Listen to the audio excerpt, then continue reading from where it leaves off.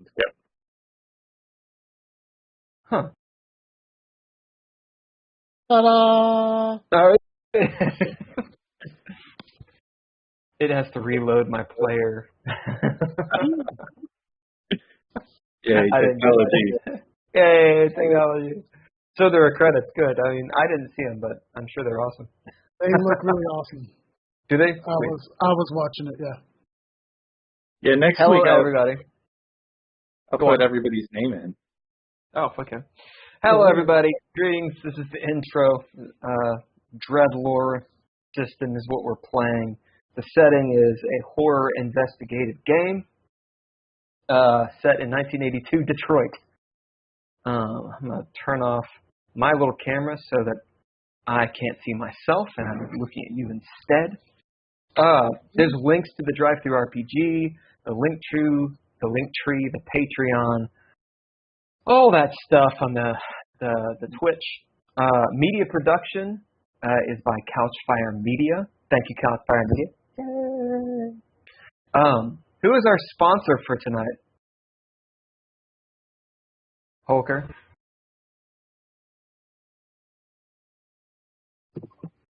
Tonight's sponsor is the file notavirus.exe.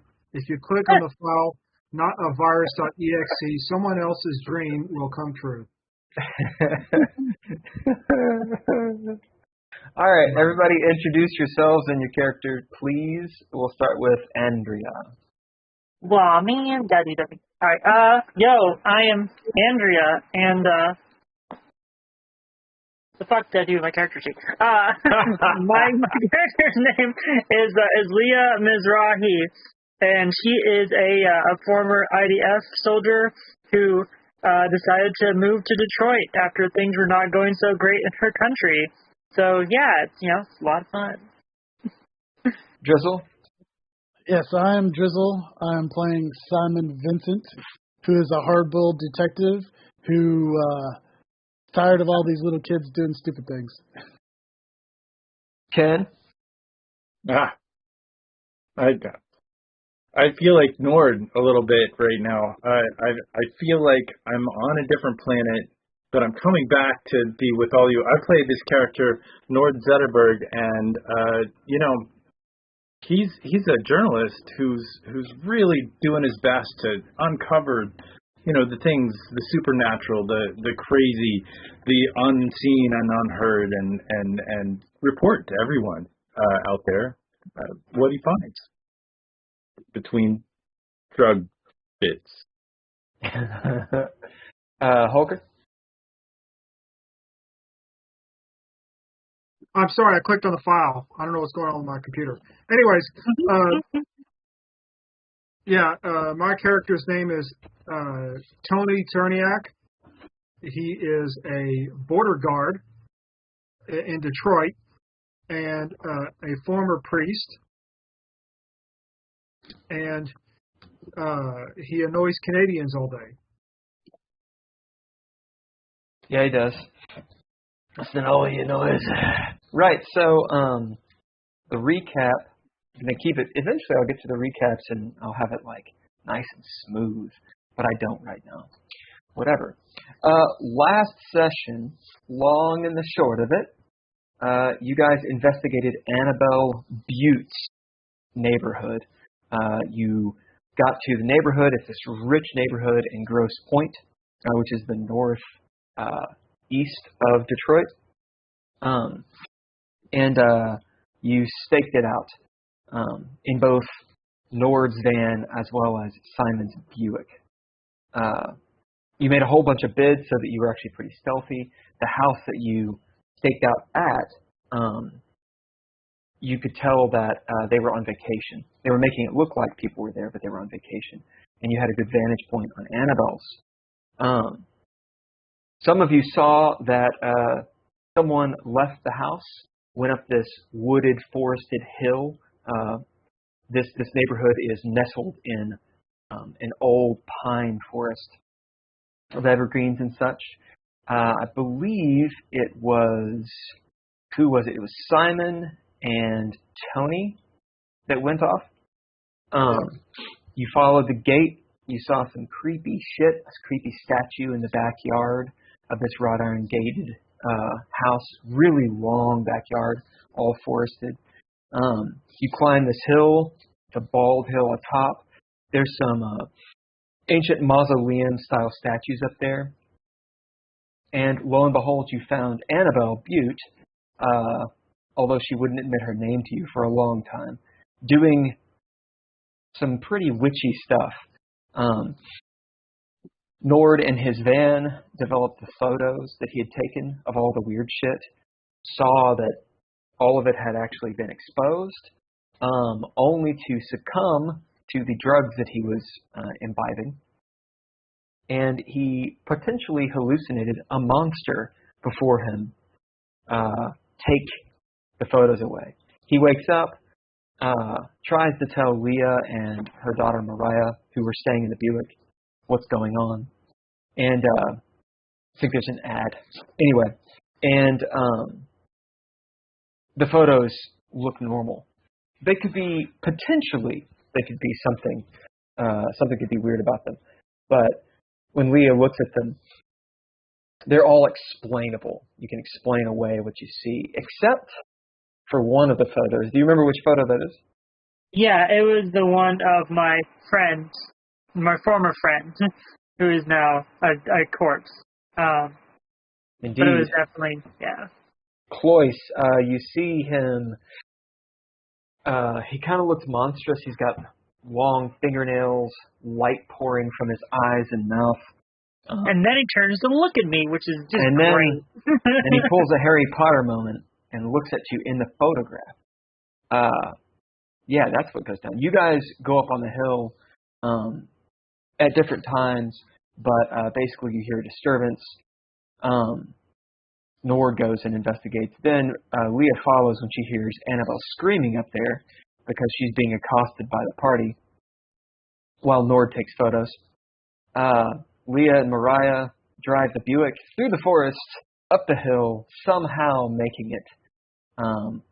Screwing up that Buick pretty good.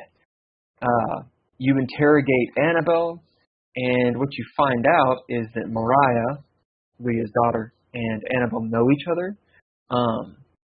And Annabelle lives in the house below. Her parents are gone on vacation. And this community of rich people, including a Lady Cowie, all have keys to each other's houses, and they check in on the kids and whatnot. And Annabelle's scared of her. She doesn't like her.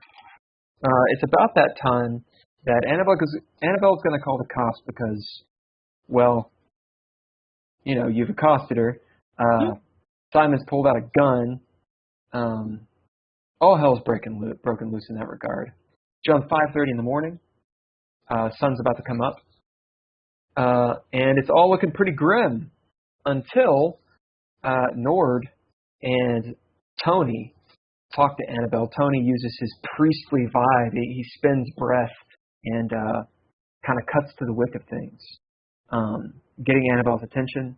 And then Nord mentions Gabriella, who is Annabelle's friend, who's been missing. And at the mentioning of Gabby's name, Annabelle, her entire shitty demeanor changes. She becomes incredibly frightened, taking several steps back from you all, and demanding to know who the fuck you are. This is essentially where we start. You guys have any notes on top of this?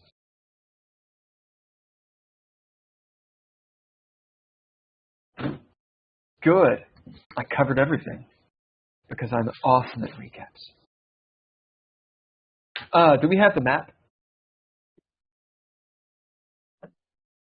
Everybody has seen the map? And Ken, if you could post it on the thingamajig. It's on there.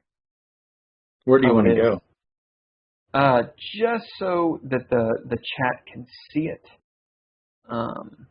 Oh yeah, this new sexy map has been done. So we're up at Annabelle's address. You can see over to the right. There's Grosse Point and all those different bits and pieces. Right. Okay. Yeah. What do you all do? The action is on you. Annabelle is stepping away. She's holding her hands up. She's covered in blood from this bird that she's eviscerated in this witchy ritual she was doing. She has fangs. She's all witched out in this robe and this hood that's pulled down. And she's backing away looking like a scared 16, 17-year-old waspy girl. It looks like she's about to make a break for it down the hill towards her house and screaming. Action is on you all. Can I recite something? Yeah. I would like to recite out loud. Calamity, disaster, the earth sinks, will happen again. The flood devours all. The demon awakens. What do you bid to do this? To change the fiction for your own benefit, or however you see fit. I don't think I have anything left. I feel like I'm out. I will bid my fate, which is justice. Yeah. For justice, because I'm concerned about Gabby. So you're just bidding it as a trait, right? You're not doing the actual mechanic of it. I don't know. I mean, I think that Annabelle's involved, and I want her to be on our side a little bit more, because right now she's kind of like I think she sees us as an enemy, and it's just like I want to show that we're, it's kind of weird for this 45-year-old to talk to a 15-year-old like that, but to bring us a little closer together to know, to let her know that we're a part of what she's going through. So you don't have to throw down on this. You bid your fate justice as a trait. As you recite the prophecy that was transcribed from the Red Writ.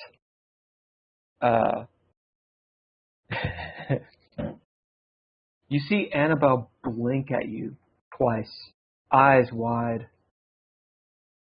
And it becomes clear to you, Nord, she has no clue what you're talking about. That said, even when you bid and it utterly fails, it still changes the fiction. So failure still changes the fiction. As she gapes, and the fear is gone, as she just sort of slowly cocks her head, and you see that sneer appearing again, as she's becoming more herself. Somehow by you saying that to her, all prophetically, it's brought her out of whatever moment she was in. The action is still on all of you. Oh, go ahead, Andrew. Oh, I'm going to put away my gun and look at her, and I'm going to bid burning, which is my focus. And I'm just going to be like, sorry we've come off the way we have, Annabelle. We were hired to protect you so you didn't go missing like Gabby did. We are trying to help find what happened to Gabby and also to prevent it from happening to you. Things got a little out of hand, I understand, but we are trying to help. Do you know something that happened to Gabby? Do you know anything about that could help us find her? Her head still cocked to the side. That haughty sneer is still there. You can gather that that's just her face. It's the resting I'm richer than you, Faith. Right. She's listening as you're saying this, as Nord is brought her out of her panic, and you're talking sense. She looks back and forth over at Tony, and then you notice that she's pretty concerned as she looks over your shoulder, Nord, at Leah, who's standing next to the Buick, and her daughter Mariah's in there. Since you both bid, there's no throwdown on this. You succeeded in being able to talk to Annabelle, but you can tell that winning her over is going to take a lot more than just talking to her. She seems very concerned with Mariah as she looks over at Leah and then back to you, Simon. I don't know what happened to Gabby, okay? That's what I told the cops. That's what I told everyone. I don't know. I'm going to say, since you both bid pretty powerful traits, burning, which is your focus, and Nord, your fate, justice, and based on the fact that you both have experience doing this kind of thing, especially you, Simon, she's lying. She does know more. But you can tell she's not going to tell you. I told everyone everything. I don't know what happened to her, okay? Well, we are just trying to help. Yeah, sure. Everyone's trying to help. Listen here, you little shit. I saw the book you've been giving my daughter. And I've seen what, and I can sort of gather what has been happening tonight. So don't give us the shit you don't know what's happening. Yeah, I don't have to talk to you as she looks at Simon. She looks away from Leah. She's not really talking at Leah. To you, I'm going home. She starts walking down the hill. Kind of like she's in trouble, but she's acting like she's not. Do you need protection? Are you okay? I mean... Over her shoulder. Fuck you! Okay. I mean, do you want me to talk to... Leah, we may get more information out of her if you let Mariah talk to her.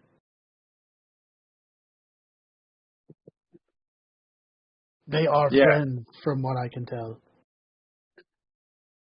Fine, but if that doesn't go the way we want it to, she'll reach in her back and pull out the gun and, rack it once.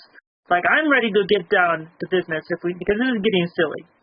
At that point, Mariah, from inside the car, breaks her silence. Her arms are folded as she looks over at you, Leah, as only a teenage daughter or preteen daughter can to her mother. As she says, with the same kind of angsty fervor that you see in yourself and probably hate to see in her. Or maybe not. She says, no wonder Dad stays away all the time. He'd never have gotten us into this. She says it loud enough for everyone to hear, too. Your dad works nights. That has nothing to do with why he stays away all the time. She goes, and you hear her chortle to herself. So she chuckles, but in a way that's not, there's no mirth in it. It's more like scoffing at you when you say that. If anyone wants, you can bid or throw down to pick up something about that.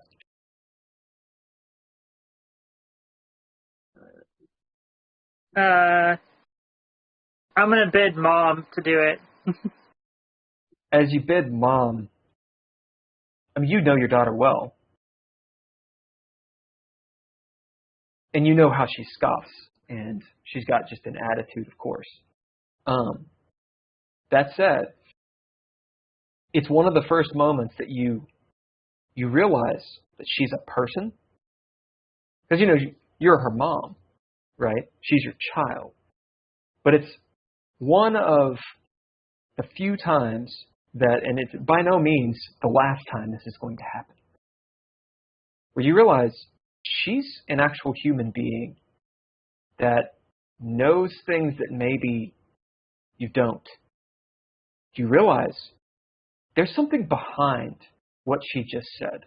She knows something that you don't know. She's keeping a secret.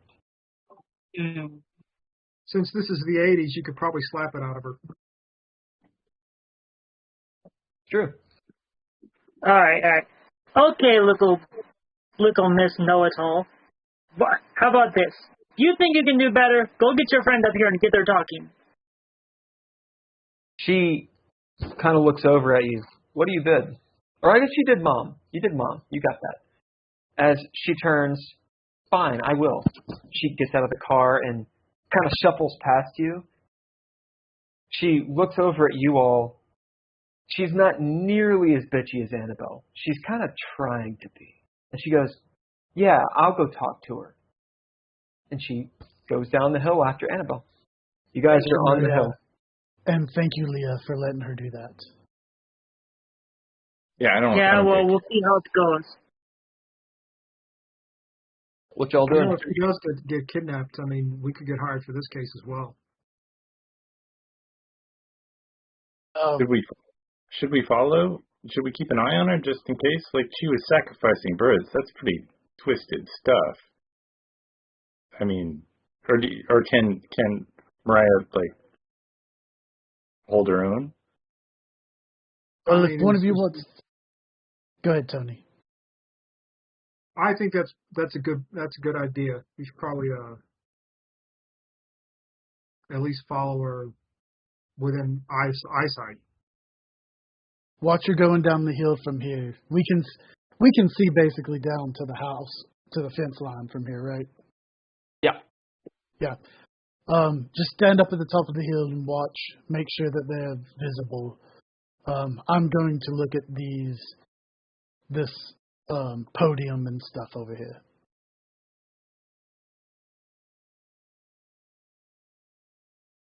What the rest of you do? I'll wait for my daughter to get back for now. Yep. Is the Buick still running? No, I would have turned it off after we got up to the top of the hill. Okay. After destroying it. Tony, what are you doing? I am, I'm going to take a look at the house. So you're going to go down the hill through the forest, and try to take a look at the house? Yeah. Okay. So you see Tony start off towards Leah, towards Mariah after she's disappeared into the woods. Nord, what about you? I am going to. That's a great question. I feel like Nord is pretty upset that his, little statement didn't go anywhere, and he thinks he probably can't read kids very well. So he's like, well, why are we even here? It's like, I kind of want to go get some coffee and go home, but do you say that? Yeah. I mean, I guess my home's right there, so I could go back home and you guys could wake me. But I'm a little worried that you threatened this little girl, and I'm not crazy about that. I don't know much about kids, but threatening little girls is pretty tough. Even though she was murdering birds, so it's like this is a weird situation. I think we should make sure that Mariah's safe, and then. Now, are you actually saying that, or? Yeah. Let me tell you something. In my time in the IDF, I saw plenty of kids do pretty messed up stuff. I have no problem taking out children if I need to.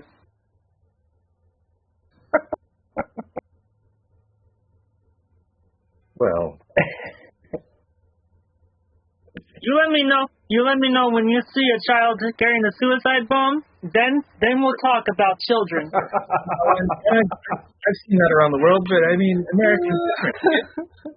This is the 1980s, man. Kids are like safe. There's nothing. We're living in a safe community. This is like pretty late. Nobody has a suicide bomb here. You know. I think around. I haven't walked off of. I say Nord. I think we're pretty. I think we're pretty clear into the stranger danger territory at this point. Yeah. We're the bad guys. Took us all of 10 minutes to get offensive. Nice. Everybody gets a pip.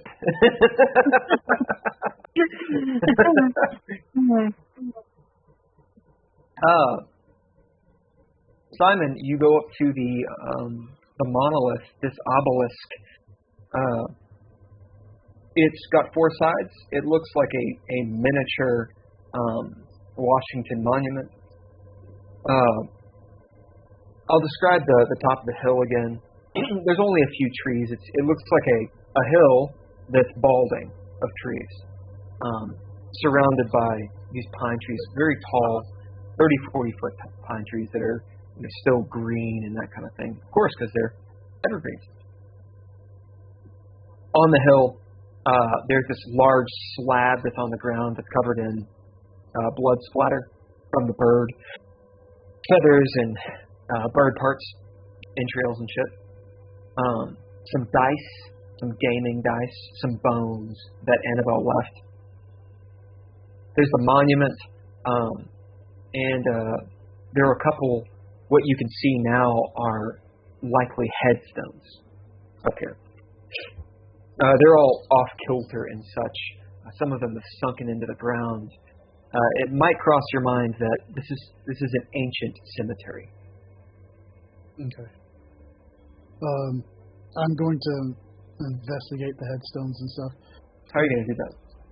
I'm going to just go up and look at them and rub them to see, like if the name is not visible, like rub it to see what the name is and stuff, to kind of figure out whose headstones these are. So you move past the obelisk itself, noting that it looks like there was some sort of etching all up and down it at one point, but it's all rubbed off and it's barely perceptible. As you rub your hands across that and maybe go over to one of the other headstones. What do you bid to do any of this? I think I'm going to throw down because I don't have a lot of stuff to bid. Okay. Yep. So when you throw down without bidding, you can only get 1 success on a die, regardless of what you roll. But you can still get flair. So it'll be your action die, D10, and which aspect you're going to use. Would that be grace or wits? It's up to you. How are you doing it? I'll use wits. Okay, so action die and wits. You're trying to get names here. This is how you're changing the fiction, trying to get some sort of... to know what this is. Right. So on my wits, I got an 8. So that's still only 1 success and 1 success on the other die. But, okay, it has to be a 10 by 10, doesn't it, to get the flare? No, you can have it's got to just be a 10 up. Okay. A 10 or higher, so a D10 or a D12. Yeah, so technically I got only 2 successes. Are you going to do any ninja gear or abilities on this? No. Notice I have not told you your threshold. Right, yeah.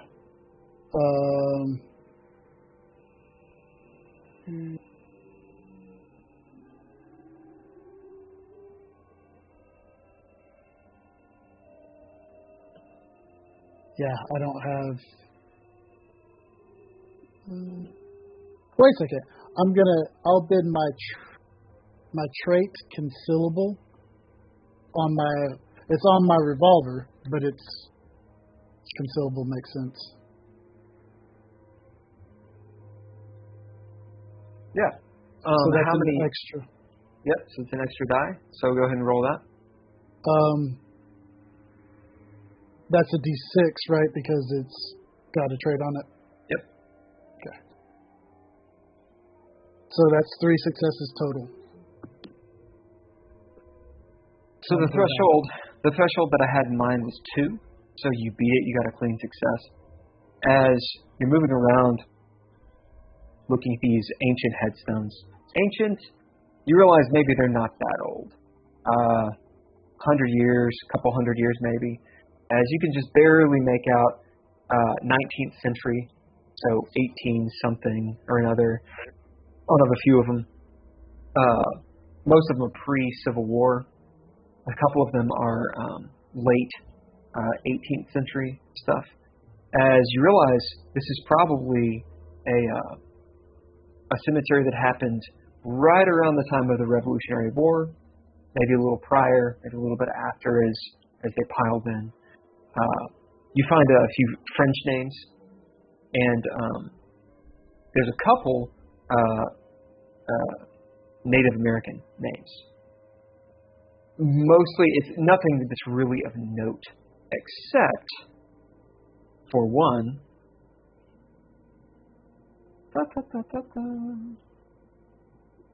So sorry.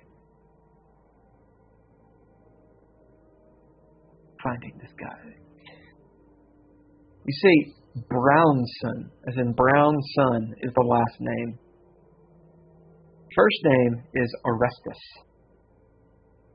Arrestus.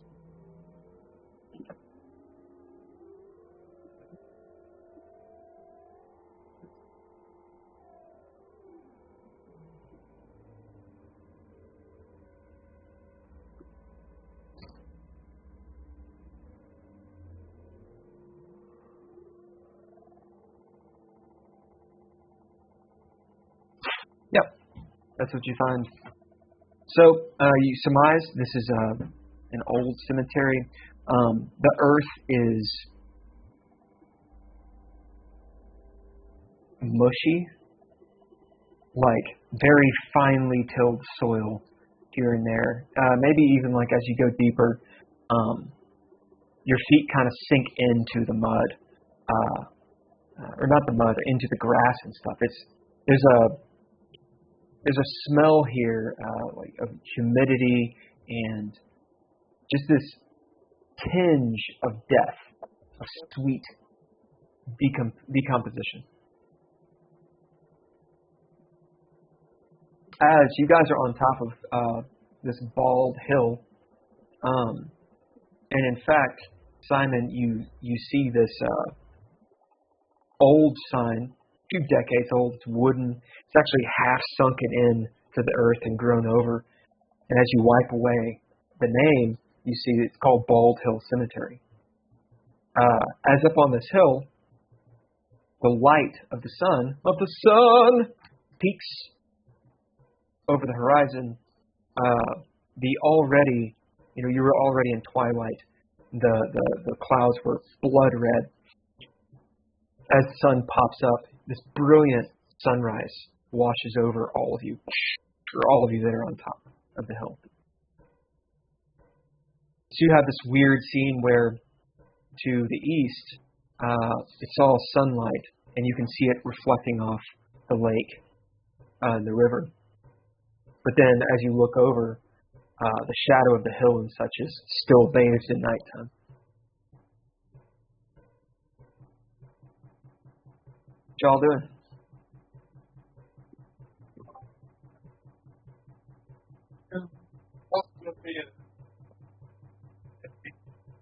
Yeah, I'm still waiting for Mariah to get back. Yep, she hasn't come back yet. And I guess I'm... And you're actually heading down there. Yeah. Okay. Nord, are you kind of hanging out up here with Leah? I'm gonna keep an eye on Tony. Simon or Tony? I'm gonna follow him about the same distance that he's following them. Okay. Yep. So, Nord, you take off down the hill after Tony. Leah, you're seeing all of this. Can I still see Mariah? No. Oh, okay. No, she goes down into the woods. Here and there, you see her peeking out, her form peeking out of the brush and overgrowth. But I'm definitely going to be keeping a close eye on her as best I can as she's going. Okay. Tony, you follow Mariah. She's got a pretty good head start on you. As she gets out of your sight and you're trouncing down the hill, you hear the gate creak and close out ahead of you. A few minutes later, you get to this massive wrought iron gate or fence with the gate on it. You note that the gate itself, this back door, is not locked. And before you is this heavily wooded, long backyard, which from this vantage point, Tony, you actually can't see the house. There's so many trees and such. You can make out a small, a thin, rectangular pool of water that's in the center of a path, and out ahead, this figure with this big bowl. The statue. Yeah, that's the one I saw on my way up, right? Yeah. And that's a good football field away from you. Like, you can just make it out. It's like that big for you. I'll walk in. Thanks. Leah, as you're paying attention up there, you hear the distant creak of that gate. Tony, as you're going in, immediately, despite the sunrise, which you saw happen as you were descending the hill, it's still nighttime, or like nighttime, in this backyard, which is heavily treed. Is it elaborately manicured, or is it just kind of left to grow? It's wild. Yeah, there's vines all over the ground. That's choked out the grass in lots of areas. Probably, I'm thinking like kudzu, but I think it's probably too north for kudzu. I don't know. Is there kudzu or couscous or whatever the fuck it's called in Detroit? I think it's kudzu, but I'm not sure kudzu. how north it is. I always hit it when I go to Atlanta, and I'm like, what the fucking smell? Oh, Jesus. The worst. Anyway, that kind of invasive vine is everywhere. There's a feeling of like a misty spookiness here. And despite your attempts at pushing on, your eyes are constantly drawn to that statue that as you approach, you realize it's actually quite tall, maybe 6.5, 7 feet. And this huge, this wide bowl that it has, for some reason, is drawing your attention. Do you remember it's full of, well, what you think is blood? Yeah, go to walk up to it. As you approach, you see it's some sort of metal statue, actually. You see the patina on it. Looks like it's this woman that's crying, and her eyes are looking down into whatever liquid is in the bowl. I stick my finger in the liquid. Cheers. Of course you do. Of course. I believe we gave you a flaw, which has to do with a phobia. Oh, yeah. With blood. Yeah, I'm going to go ahead and bid that flaw. Blood phobia. Hemophobia. Is it? Yeah. Is it? Hemophilia? Yes. Blood phobia. As you shake, your hand shaking, you dip your finger into this liquid. Pulling it out, you realize it's just goopy water.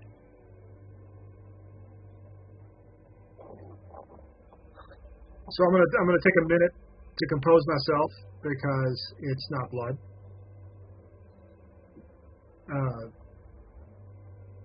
And I look around to see if there's any inscriptions or sort of at the base of the statue, as sometimes you can see. Yeah, sure. What do you bid to do this? To find something? I bid Latin. Why not? Why not? Why not? Latin the creepiest of old languages. As you're searching around the base of the statue, how in depth do you go here? And describe that scene. What does it look like? You just looking, or you getting into it? Describe that. So I look around the base, and I will try. First of all, I'll try and clear some of the vines and undergrowth that's sort of in contact with the base and the ground, because I actually want to see how the statue is connected to the ground. Indeed. As you take some time to pull these weeds up, thinking they're going to come up easily. Of course, they're weeds, so they don't. They're thick and ropey. I have a pocket knife. Pull out your pocket knife and start cutting off, the weeds and such. It's not much, but I think it would help. You see that the statue, being metal, being very heavy, it looks like it's bolted into a slab of concrete on the ground in front of this length of a pool. Looking around at the base, since you bid Latin, you will find some Latin written along it. Find a year, Roman alphabet, yay, Roman alphabet, Roman numerals, which you can read.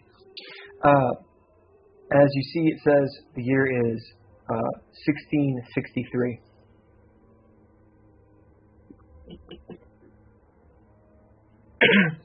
As you're looking around, trying to find something else that was maybe like a sculptor's name, anything that might give you a clue as to what this is. You find the number 3 written on the opposite side of the foot of the statue. So 3 talents. That's it. That's it?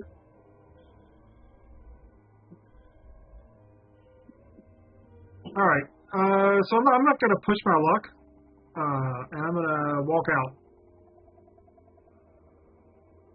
Unless there's any other statues or whatnot. There's the length of pool, and then the path continues. It's a thin path of concrete, and then you see that what looks like there are these sort of like roundabout wider spots that go deeper into this woods, and then just barely, now that you're at the statue, you can see the lights from the house deeper in.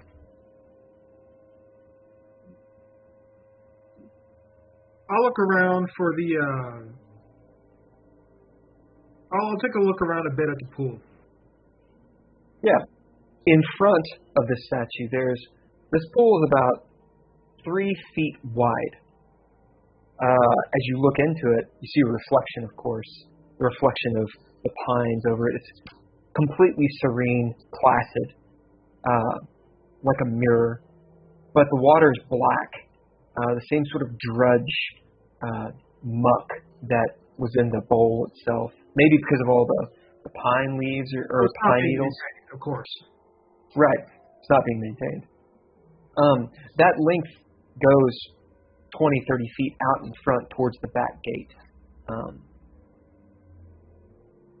You feel very alone here, and insulated from the outside world. And there's a feeling, perhaps, that the statue is looking at you, regarding you, observing you somehow. In that case, at that point, I'm actually going to walk back out towards the back gate. As you start towards the back gate, taking a couple steps, you hear the splash of water behind you.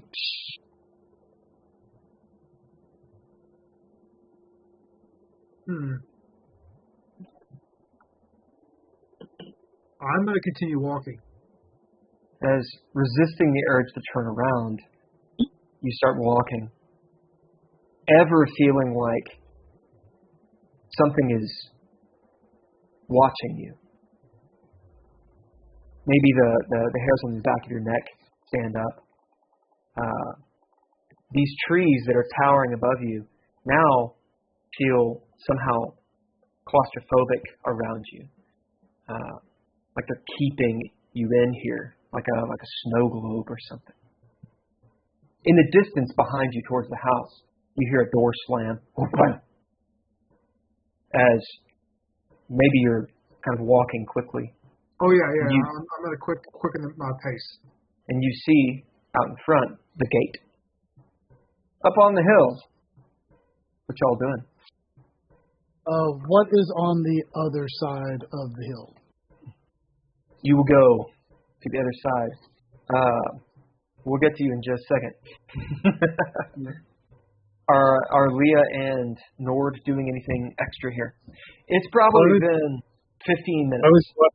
I was just kind of watching Tony move around and just kind of standing there. Well, you can't see him.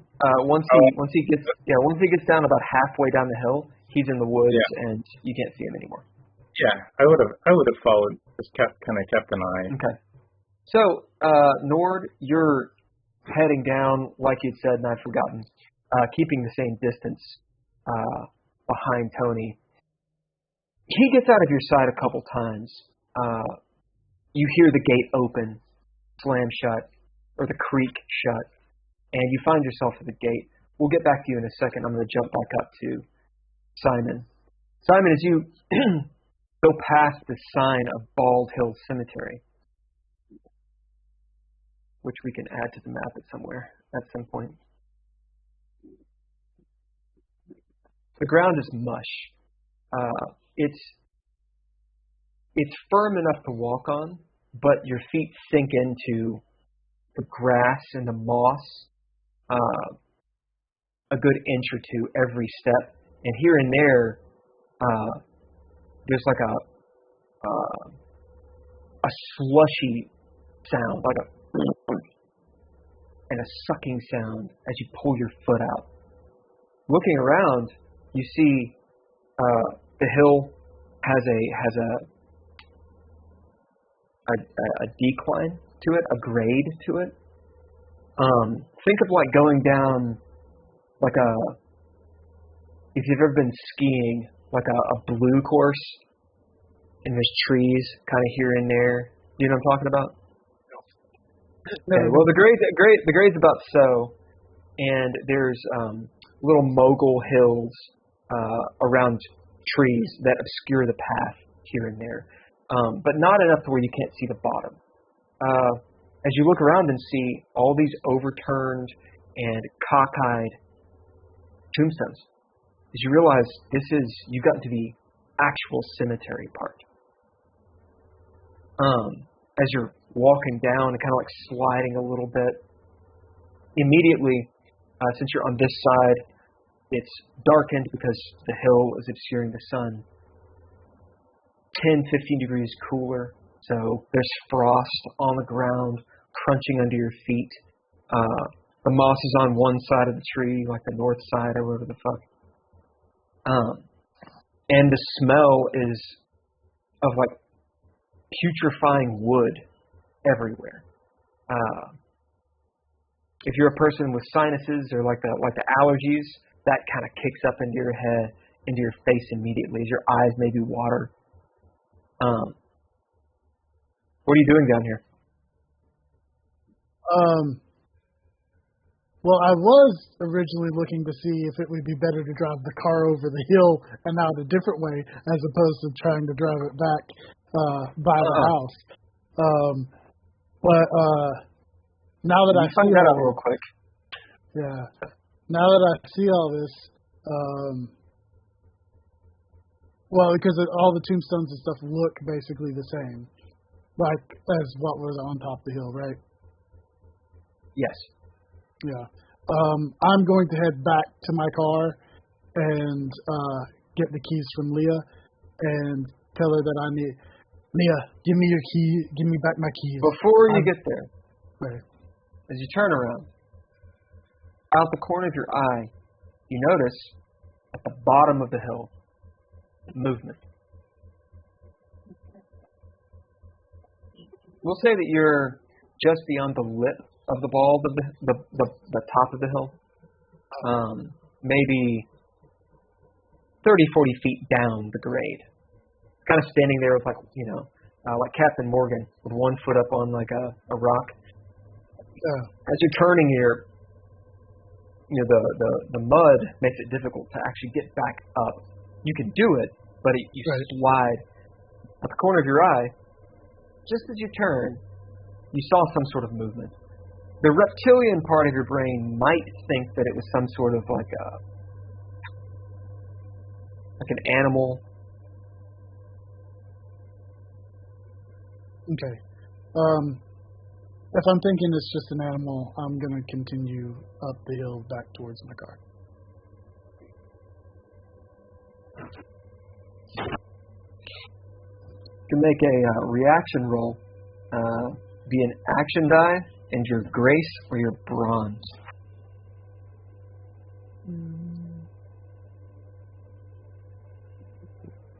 Action die. And on this, because it's a reaction roll, your dice work normally. Okay. The threshold is 2. Okay, I got a 10 on my action dice.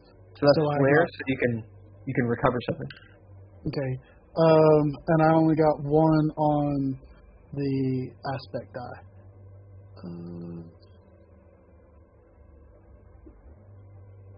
So, is there something? Oh, Gotham says, "You're not alone." I think you Tony. Can I bid Armor of the Heart? Just you can activate it. What happens when I activate? Oh no, Armor of the Heart's just extra hit points, right? I don't know. Can't remember. Yeah, Armor of the Hearts just gives you extra plot armor. But I wanted to bid the ability to get another die. Or the only way to do that is if it specifically says it does. Oh, okay. Normally, abilities give you bonuses to your success if you have upgrades. Right. Some of them say you get extra dice instead. Okay. Well, yeah, because that one's just that just gives you more plot armor. Ninja Gear could give you extra dice.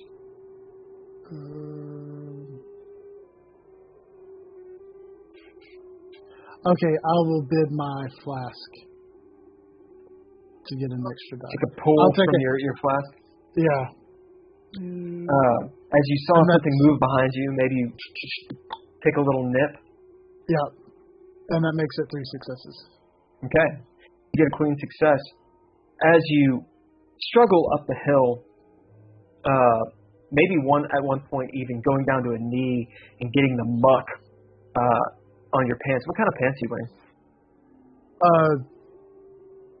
Like slacks.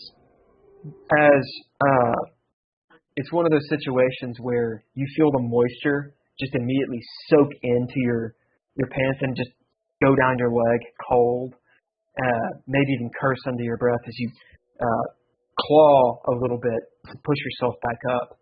And just as you do, you hear a thud where you were. As you turn, do you turn? Yeah. You turn and look, and you see a rock, like a broken off tombstone chunk in the mud. It looks like a meteorite hitting the earth, just a smaller version of it. As the mud is all splattered, and you hear the mud on trees around you and in the pine needles. Probably fine. I am going to, as quick as I can, get to cover. As you got the clean success. As you scramble up, puts her back up to a tree, and you're at the top of the hill where the firm ground is. Okay. Nord, you get to the gate. Do you open it? I can't see anymore. As you look in and now you're at the gate, you see, for a moment, you can't see Tony at all. And then you see him pop up behind that statue as he's pulled off a bunch of the vines, and he looks like he's investigating the statue. Sure. I'll just kind of listen and watch him do. Cool. Yeah, I mean, just kind of self-fulfilling prophecy. I understand. Yeah. I don't want to break in. I mean, I have ethics. You know, I'm not gonna invite me to go into this. If there's nothing I can steal in there, or you know, you see Simon. You see Tony dip his finger in. You basically see that scene play out. You see him dip his finger in the bowl, looking at it. He looks in the water, in that little trough that extends towards you. Looks like he kind of gets a little freaked out, turns and starts walking this way. Yeah. Nord, you can bid or throw down to notice something. Yeah, I'm definitely paying attention. So I would like to. I don't know if I can bid anything. Down at this point. I can use conspiracy nut, which is my flaw. Yeah, I love it. Yeah, as you're looking around, tell me how that plays into this scene. Describe this for me. Well, I mean, it's interesting. I feel like Nord is a very flawed character.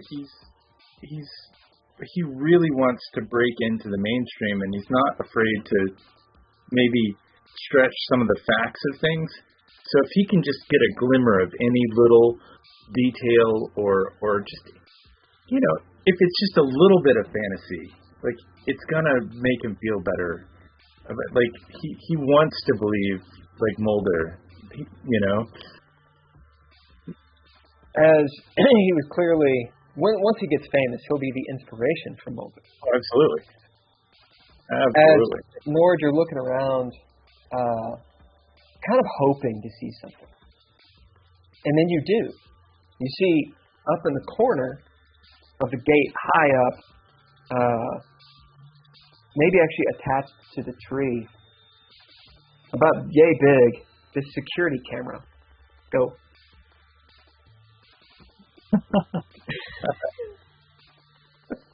I'll wave to it. As you can tell, it's automated. And it's like, you know, the old school camera, like moving around on a little arm. Okay. Well, I mean... As you see Tony coming back, Tony, as you get to the gate, it looks like there's someone standing at the gate. It's for a split second, you feel your heart jump in your chest when you realize it's Nord looking up into the canopy. Yeah, I think we're being watched. You think? Yeah. Not by the camera. We're being watched by those trees. The trees? What tree? No, nobody's around. I mean, there was this little girl, like... Look, no one's there, okay? But someone splashes the water when I leave. And don't get me started on what was in that bowl that statue has. It wasn't blood, but muddy water. Anyways, let's where's the girls? Oh well, Mariah's. I thought you were following Mariah. Where's she? Well, I guess I guess I took a left. Yeah. Well, I'm definitely worried about her. I mean, I don't trust Annabelle. I don't. I mean, that's just, it gives me a sick feeling in my stomach every time I think of it. Let's go on down the hill and see if we can find them. Yeah, okay. Yeah. So we walk down the hill, I guess. You mean up the hill? We're at the bottom of the hill at the back. yeah. Backyard. Yeah. Up the hill. Little Gotham said, "Oh fuck, I completely forgot about the kids." Look, they'll be fine. They'll just set a bunch of traps in the house. A couple of burglars will come along. There'll be like 3 other movies after this one. It's fine. They're NPCs. Yeah. I mean, Leah seems fine. I wouldn't let my kid around Annabelle, but you know. Well, I never really thought about it because I was trying to be a priest for 5 years. Yeah. Well, I never thought about it because I never want to have kids.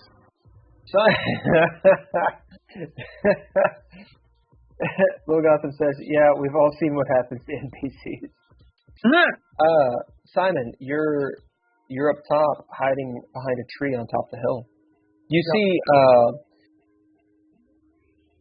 across the bald part of the hill, obscured by the car, because the car is not completely up onto the hill yet. It's sort of just got like actually, I don't know if it has the parking brake or not on, but you do see Leah kind of leaning up against it. Speaking of, Yeah. do a fate roll really quick. You know where it's going. Who wants to do the fate roll? We'll say Simon can't. I'll do high. Who's going to be Fortune? All right. So here are the stakes. Fortune. Leah remembered to put the parking brake on. Oh, False fortune. False fortune. Well, she didn't. So you can find out if that Buick pops out of gear. Go ahead, roll. The D100? Yes. Simon is not happy. All right. Hilarious. I got 49. I got a 15. As Simon, you're looking, and this all runs through your mind. If you didn't put on the parking brake, you can just see, almost like, you can see the Buick disappear over the hill.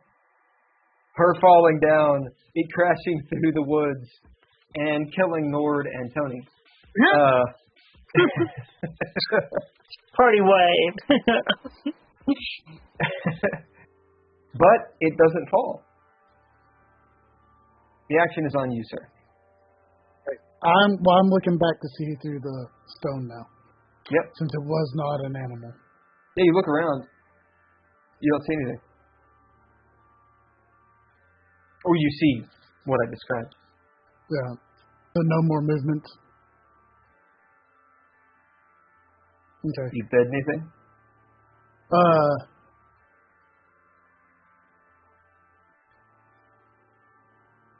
I will pull out my gun and big gunplay. Yeah. Because that's one of my gifts or whatnot. So that way I'm sitting there watching for movement to see if somebody tries to attack me again. As you pull out your gun, bidding gunplay, since it's the 80s, you have to be holding it like this, right? Yeah. Even though that's not how you should do it, but you do it anyway. Yeah. Up against the tree, and you're looking here and there, being very careful. You don't see anyone. There's a beat of silence. And then, distant, probably all the way down on the ground, you hear soft footfalls running away. Okay. I'm going to head back to the Buick then and because it's too far away for me to do anything. So I'll head back to the Buick and proceed to try and get it out of here. As disclosure, because you bid something, you detected what that was. Right. As you move back, Leah, you see Simon coming back, looking...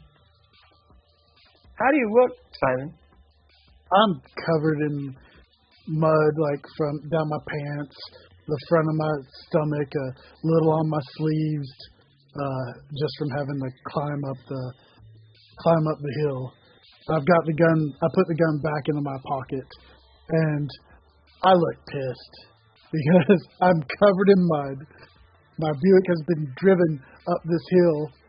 I spent $6,500 on that thing. That's, and just so you know, you can see it in my eyes. You're getting a bill for this.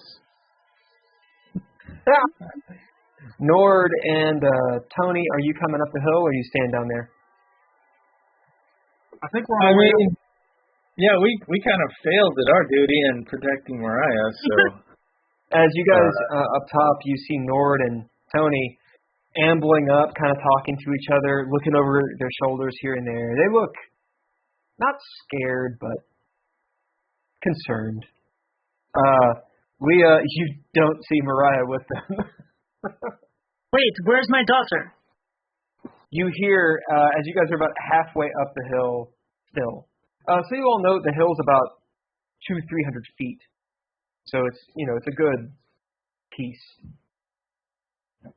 She lost us. Well,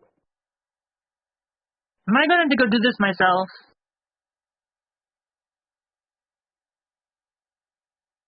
Probably. Okay. Probably. I mean, I think children are just like innately evil. So, Wait a minute. You were just telling me 2 minutes ago that we shouldn't be hurting children, but now they're innately evil. Come on. Innately evil adults. Definitely, but, that's why I don't have kids. Because I'm not good with kids. I mean, clearly, we were having a conversation earlier, and I was terrible at it, and I would probably, don't blame her for, getting weirded out, running off. I mean, I don't know what to do with children. They should be somewhere else. Put them in boarding schools. That's what I'm not worried. I'm not worried about Mariah because Mariah's not a bird. Yeah. I mean, what about what? That's. I'd be worried about her with Annabelle if she was a bird, but she's not a bird. So. All right, I'm going to go find her, I guess. It's full-on morning by this point. The sky, the colors have started dying down. It's going into the blues. Those of you that are actually on top of the hill, you can see out to the west. It looks like the beginnings of storm clouds. Probably in the next few hours, it's going to do the ripping and the tearing. As Leah, you start trouncing down the hill. What are the rest of you doing?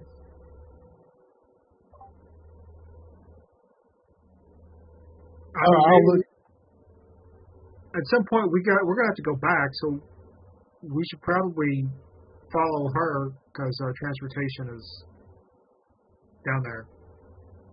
I'm getting my car out of here, so I hop into my car and try to get it down the hill. So do you try to turn it around, or do you back up the whole 300 feet plus in through the woods? Does it easily look like I could turn it around?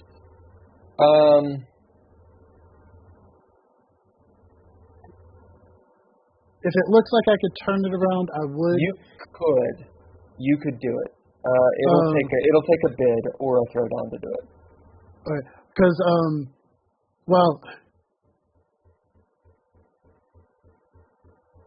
I'm going to bid. I want to do this, but it's going to hurt me. I want to bid my flaw stubborn that I get my car down the hill. Yeah, Go on. help him? I'm sorry. Yeah, you can aid him. You can aid him. Yeah, I'll use my flashlight. I see him struggling, and I'll turn the flashlight on and point it down the road. Okay. As you are you bidding your flashlight to do this? To aid you have to bid. Okay. So what you do is you give Simon one of your aspect dice. So which aspect are you aiding him with? I'll give him my mind. Which is what? It's a D10. Okay, so you get a D10 on this throwdown. So action die, you're bidding stubborn. Which aspect are you going to use?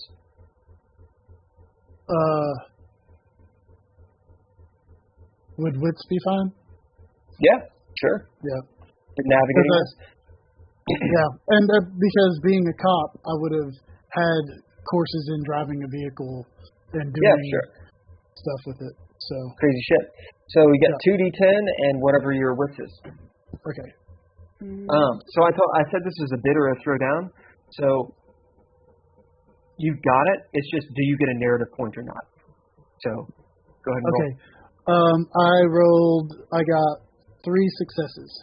All right, you get a narrative point. Do you want to spend it now to change this, or are you just going to roll with it? I'll go ahead and spend it now to say that I deftly navigated out of there and don't do any more damage. Yeah, you were going to lose your tailpipe. Okay. As you all see this scene, does anyone jump in the car with him, or are you all walking, or what? I'm just going to walk in front of him. All right. Oh, with the flashlight. Simon, it's your show that you spent the narrative point. Describe how this all occurs. Well, you see Simon start to back up, and he's backing up, and he backs up probably about 10, 15 feet, and there's a clearing just big enough for the Buick to fit in, and you see him back it in 3-point turnstile like you're supposed to. And then he gets it facing the right way, and he does not go the exact same way Leah did, because like some parts are okay, but then he'll get to a part and he's like, nope, and we'll go the off out a little bit to get back because it's a safer way. So now he's got the Nord. Since you're aiding him, describe how that plays into all this, and you guys can go back and forth. Sure. When he's backing up, you can't really. They don't have lights on the back of these old '70s cars, so I'm just sort of walking by him, and maybe I'm saying a little small talk, talking to him through the window about, where'd you get this car? And how do you find it? I mean, this thing is so generic. Oh, that's the point. You don't want to have a descript car. You want people to think that you're just everyone else. Oh. One of them Monday morning cars. Yep. I want to be able to drive into traffic and people lose me quickly. Well, he seems pretty adept at it, so. What did you spend? $1,000 on this thing? Or was it, you get a deal for what, 800? No, I bought it used. It was $6,500. When was the last time you bought a vehicle? It's the 80s, man. A new one's $9,000. Not 65. Oh, I googled it. The new one was $9,000. Was it? Okay. In the 80s, yep. Yeah. Early 80s, man. I've had a Deal or No Deal board game. Or it was like a Dealer's Choice is what it's called, and I think it was 70s, and the cars in this board game were like $800. That's awesome. So he probably could have got it financed at 40% interest. Sure. As you guys make it through the woods, it takes you a good 10-15 minutes to do this. As you're coming out onto the road, a good clunk, clunk, clunk, clunks. But your wheels don't go. Your car is in order. Simon, you haven't really given the car a once-over to see what damage has been done to it, but it's still running. As you get out to the street, and it is bloody morning, like totally daylight at this point, sun in the air, people walking their dogs and shit, going around, or I should say, they have people to walk their dogs because it's a rich neighborhood. As the Buick, with Nord out front of the flashlight, the Buick spills out of the woods over the curb into the cul-de-sac. Gunk, gunk, gunk, gunk. A couple people, walking dogs, like big German Shepherd style dogs, turn. What? Huh? As they just gaping and gawk at you. You notice now, under the cover of darkness, it made a lot of sense to park Nord's Kippy van in the driveway of this very nice house. You know, one of those driveways that does this? It has the yard that no one wants to cut. But right now, it doesn't look right. It looks, in fact, very suspicious. And tell me high or low, Nord. Low. You see a police officer actually parked next to that house, looking at the license plate with a little flip thing, writing the license plate down, looking down at it. The police officer has not seen you all because it's out of the cul-de-sac and down the road a good piece. But you do see it.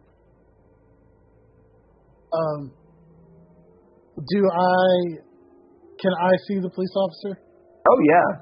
You see Nord stop and go rigid and turn off his flashlight. Can I do I recognize the police officer? Oh, that'd be a bid. And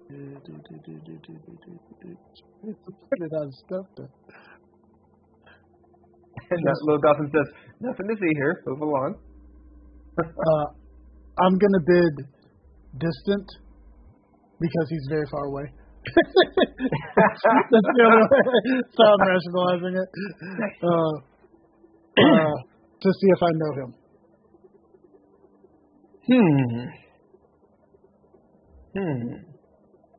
Well, I'm going to say to see if I know him and see if he's friends with Idaway. Right. Okay, so this would be a throwdown. So as written, you do not know him, and in fact, he is an antagonist. If you get a clean success on this, that's not the case. This is a normal cop that has a connection to Idaway. Doesn't know you, but has a connection to Idaway. If it's Limbo, it's just a normal cop. Okay. Threshold, since it's a written thing, the threshold's going to be 3. Okay. So it'll be my action die and... Which aspect to use? And Nord, you can aid him, although you cannot aid him with your mind because you've already given him your mind die. Sure. I think mind would make sense over wits, right? Sure. Because it would be me knowing him. But I can't. And knowing about him. Okay. You can aid him, you just can't use your mind. So basically, another player can aid you up to 4 times. Not in the same go, but because you only have 4 aspects. Can I use my nature to aid him? No. It's got to be... Or you can bid whatever you want. Sure. It makes sense. And then you give him one of your aspects. Sure. Okay, like my wits. Yeah, what is your nature? My nature is an altruist, and so I genuinely care about Gabby, and we are researching a story about kidnapping or murdering children. So I feel like we are on the same side of the law at the very core. All right, what aspect do you give him? Wits, because I can't give him And what is it? It's a D8. All right. It's a 4. You get a D8. And I have 0 successes. So you did your action, you did your mind, you did your D8, and you got 0. Did you get all ones? No, 2 3s and a 2. All right, you got proficiencies, you got ninja gear. You've got abilities if you want to do those.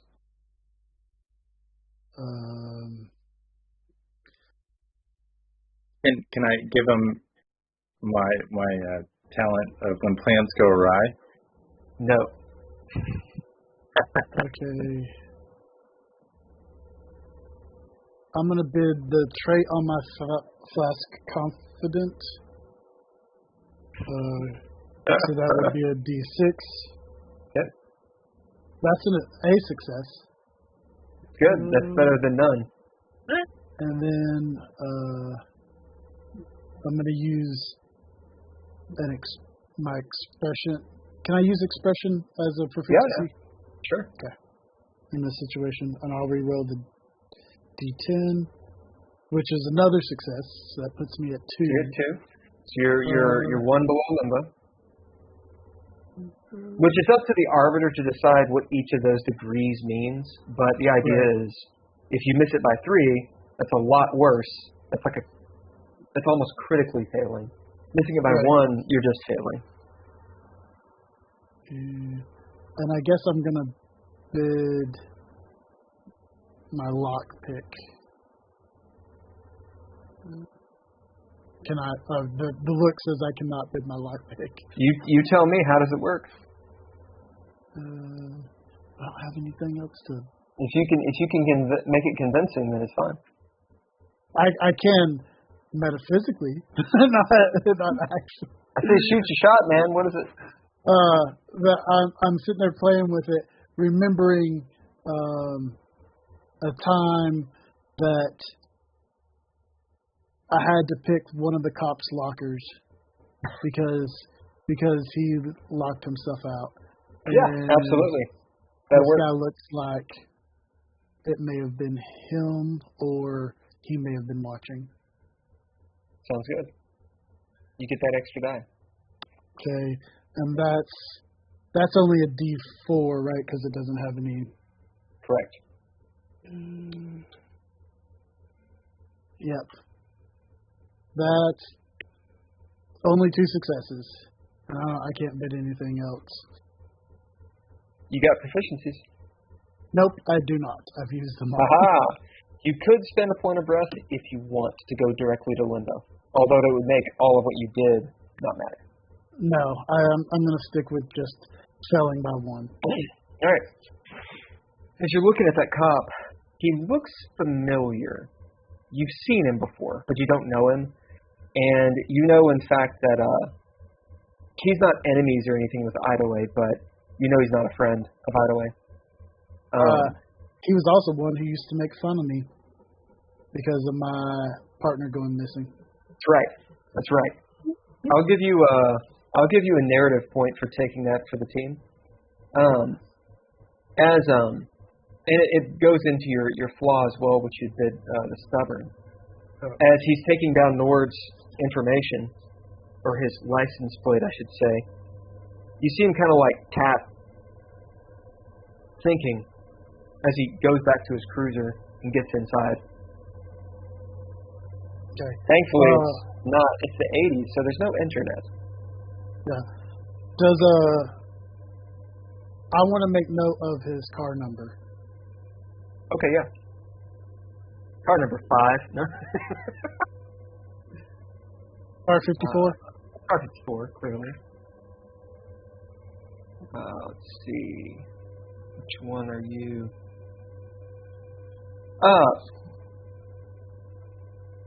You see this man, he's pretty tall, looks like he's in his 30s.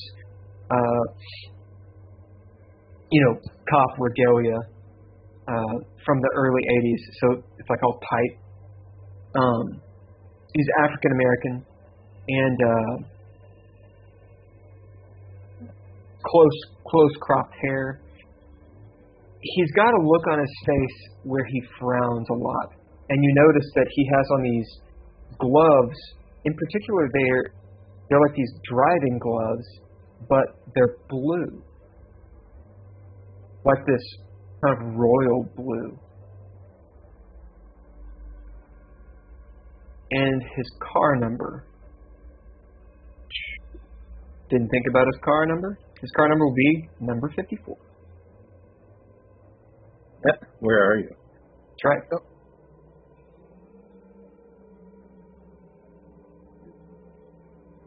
All right. A few moments later, you hear the engine turn on as he's sitting there. Leah and Tony, what are you all doing up at the hill? I went down to go look for Mariah. Oh, that's right. So you go down to the gate. Tony, what are you doing at the top of the hill? I followed behind Tony, or behind Nord. Oh, behind.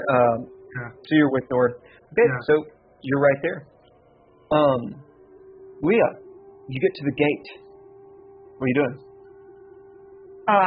Is it locked? Nope. So I'll go ahead and just open it. Yep. It squeaks. The wrought iron. As you look out, the scene's a little bit different since it's now later in the morning. Still misty and kind of dreamy, like dark nightmare-y back here. This creepy statue looms out in front of you with this trough 20, 30 feet out in front of it, staring at you. You can just barely make out through the foliage a good football field away, so 200-300 feet, this large mansion that Annabelle lives in. I start heading towards the mansion. Do I see any kind of like footprints or anything? No, everyone was walking on the path. Maybe here and there you might see some scuff in the mud. 2 or 3 different kinds of people. As you get to the statue, you notice that the vines and such, the overgrowth around it has been disturbed and cut and pulled up, revealing some of the base of the statue. And you see that the liquid inside the bowl has this reddish tint to it, this reddish orange, goopy tint to it. I will actually stick my finger in it and see what it looks like, or what it smells like, I should say. It smells like rust. And it's thick and kind of slimy.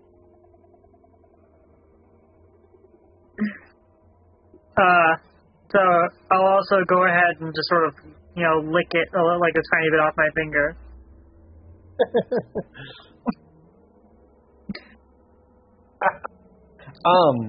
All right, you can bid or throw down to not throw up. Okay. As you whip this, and it tastes like licking a turd. I'm going to bid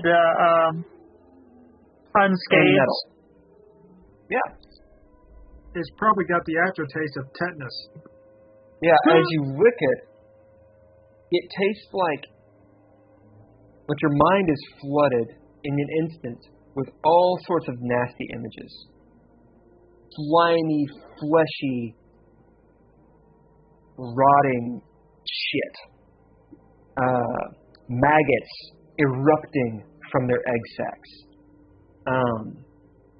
Just throwing up everywhere. The horror of war and decay. And you hear in your mind a thunder, a groan, and a word spoken in a language you've never heard, as it immediately causes you to sweat everywhere. As you sort of shudder and stammer back, looking at your finger, You see it's just this normal water, but it's got this goop and this decay of like the pine needles and rust from the metal. Okay. Interesting. Well, at that point, I will sort of, shake my head and start heading up towards the house. Do you take note of the word? Yeah, I will.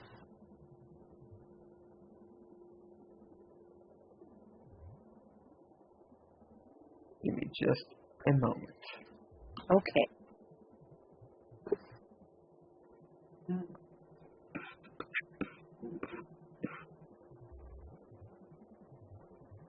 Oh, little G gave Leah a pip point. Oh, did she? Thank you. Yeah, because she doesn't know of anyone who would have dipped their finger in that and thought it was a good idea to taste it. I mean, I'm a weird person. What can I say?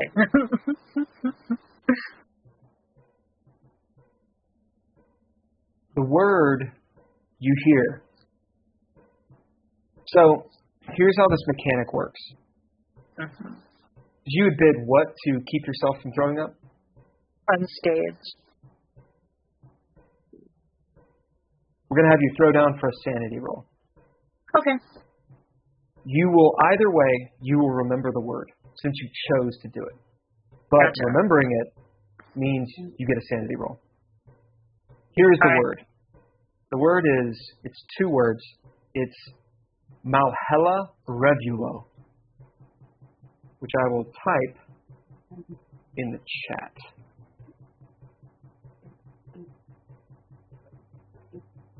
And then for sanity, is that just my mind and my action dice? Yep. And you can since it's a throwdown, you can do everything normal. You can do proficiencies, abilities, ninja gear, etc., etc.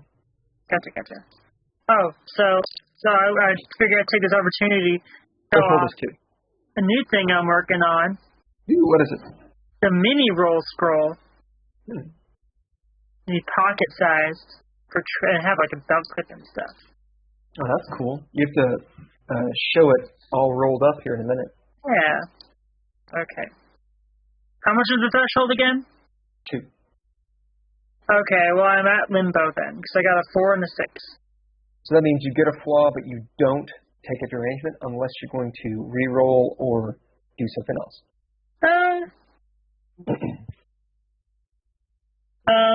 No, I won't go ahead. I'll just take the flaw. As you hear this language spoken, somehow you know it is the same language as the Red Writ. It thunders in your mind, makes you uneasy in your dun chi, like deep down in the core. You know you're going to have nightmares about it. But you remember it. Malhella Revulo. As time for a moment stands still / speeds up, it's wet. And for when you come out of this daze, you're actually not entirely sure how long you've been standing there. Put down that you get a flaw, and you can decide what it is dealing with this. You can do it now, you can do it later. It's up to you. Just make a note. I'll go ahead and do it now and just let you know. I'm going to call it disjointed. Sure. Yeah. As you feel disjointed, kind of stammering back. Out on the street, what are you all doing? So the cop's driving away, right? Nope. He's still in his car. He Well, turned his car on there. is he facing away or facing towards us? Tell me high or low. Low. Which one do you want? I want him to be facing away. It is low. He's facing away. Okay. We need to get Maria and Leah and probably get out of here quickly. I would agree with you. In agreement as well. But I could probably... You're a border guard. Why don't you go and distract him and get him to look the other way? I'll drive around the block, and we'll just meet one block over when he's not looking. That could be a problem. No. I mean, it's not like he's not like arrested me or anything. If he comes after me, I'll stop, and I don't have anything in the car probably. But the country guys. I mean, you can park places and go places. It's not like I'll tell you what. I haven't dealt with cops before. I got an idea. Listen. Nord. You are now from Toronto. I don't like what's in the back of your van. And I'm going to escort you back. But what if I run into him later on, tomorrow? And then he's gonna be suspicious of me forever. I just got this van, man. It's not like he can deport you. You're actually American. Don't worry about it. I mean, I got papers for it and everything. It's not like he's gonna, take it. I mean, I did a pretty good job of. I mean, there weren't papers, but I made papers for it, so they're legitimate. It's a clean van. I don't think there are any drugs in there. You don't think? I think last night I did all of them. Anyway, it'd take them a while to search. I mean, I've been running low for a little while anyway, so it doesn't matter. It's not we're here for a reason. We're here to find this girl that's missing. We were asked by the police force to do it. I mean. We weren't asked by the police force to do it. Oh, I mean, I'm following along. I'm a journalist. I'm a respected. I belong to the 4th branch of the United States of America. Checks and balances, man. Yeah, well, I get a check from another branch. Yeah, we're all the same team. Simon, do you know It'll be fine. It'll be fine. If he's who I think he is, he's not a friend. He looks nice. Well, you can go talk to him then. But I don't think he would. He thought I was crazy, and he probably thinks Idaway is crazy too. So Sure. I mean, I'm not 100% if that's who he is or not, but if it's him, there's no love lost there. Yeah, what's he gonna do? I mean, we're in a neighborhood, and it's a free country.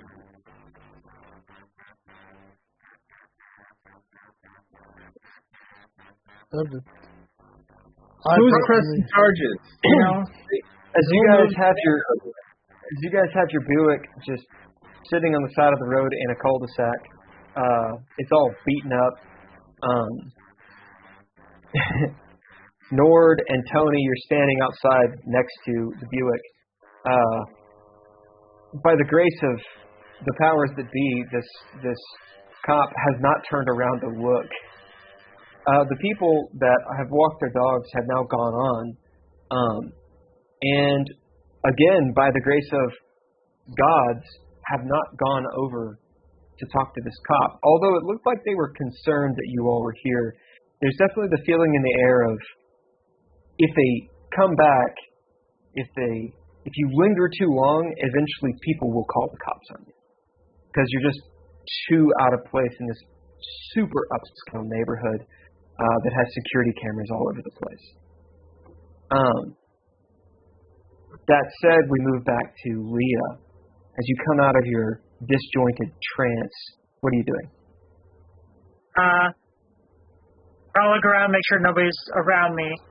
Doesn't look like it. You just noticed the statue still disconcertingly, it looks like it's looking at you. But sure it's not. It's a statue. So at that point, Leah will, again, at that point she'll actually, she'll shake her head and start making her way towards the mansion.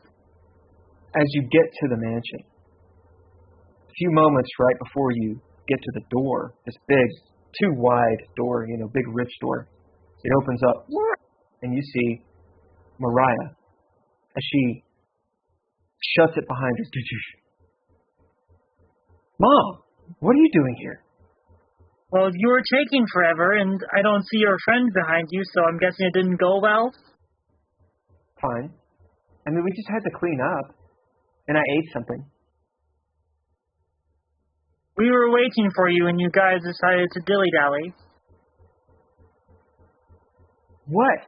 I didn't drive us on top of the hill. Well, did you at least learn anything useful? Annabelle doesn't know anything, okay? Yeah, sure. And I'm from Detroit, born and raised. You see her just kind of cock her head. Look, she was friends with Gabby, and she probably just wants to protect her. Well, if she's missing, Mariah. It's not like she can protect her when her friend's nowhere to be found. You see Mariah just kind of like look around, like she doesn't know what to say or do. Unless you're implying that maybe she's not so missing. She eye shifts. What do you mean? I mean, do you know maybe perhaps that she just ran away from home? Or maybe ran somewhere in particular? What do you mean? Mariah doesn't tell you shit. I'm gonna bid soldier. I've interrogated people before. What? How do you do this? Hold on, I'm gonna do my pencil. Shit. I'll just basically look her. I'll take like a half step forward and just look her dead in the eye, just like the total 1,000-yard stare, kind of look at her, just like I'm looking through her, not at her. Your daughter has had this happen to her before. You'll have to throw down. Okay. I have a feeling this is not the first time. We're going to say it's a threshold of 2. It's a little bit difficult because she is your 10, 11-year-old daughter. So this would be wit or mind or whatever? Whichever one you think it should be. If you're being physically imposing, then it would be brawn. I'm gonna say it's gonna be wit. It's a mind. This is a mind game for me. Okay, do it.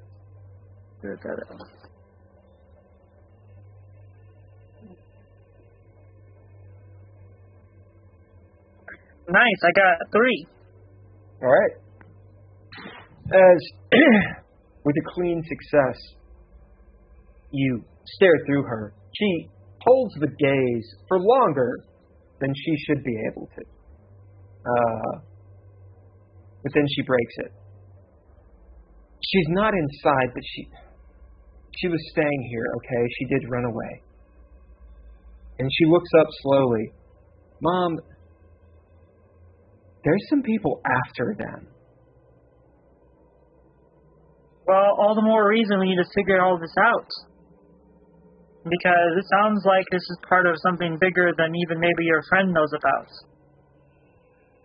As her gaze shifts a little bit, you can tell you're probably right about that. As in they're both scared, and Mariah is likely not directly a part of it. And don't forget, we've had an awful lot of weird things going on to ourselves tonight. Or I guess yesterday, technically now, but... Mariah looks up at you. I guess. I mean, my supposedly dead friend came back twice after being put down. Well, dying once and then being put down another time. You see her kind of hurt. She shifts her weight and just sort of frowns at you.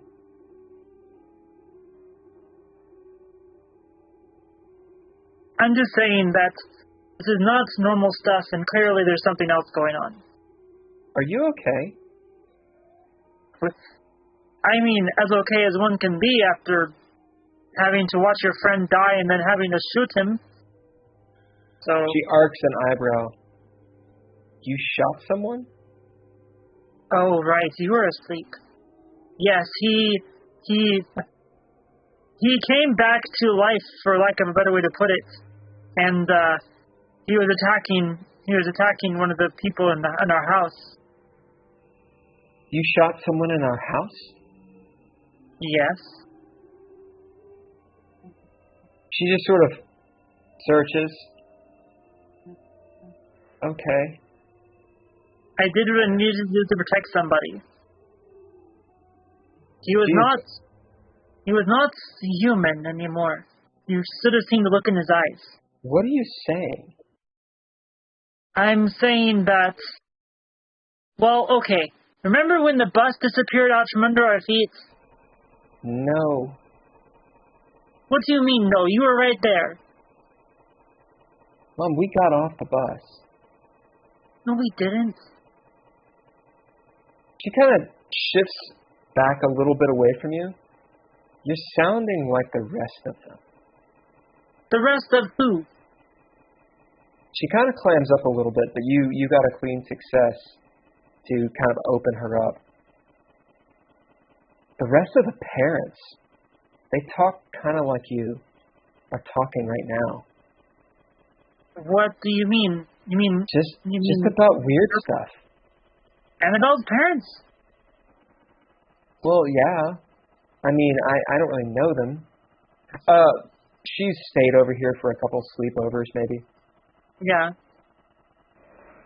So, wait, They're are you weird. saying that this is something that her parents are doing, not just her?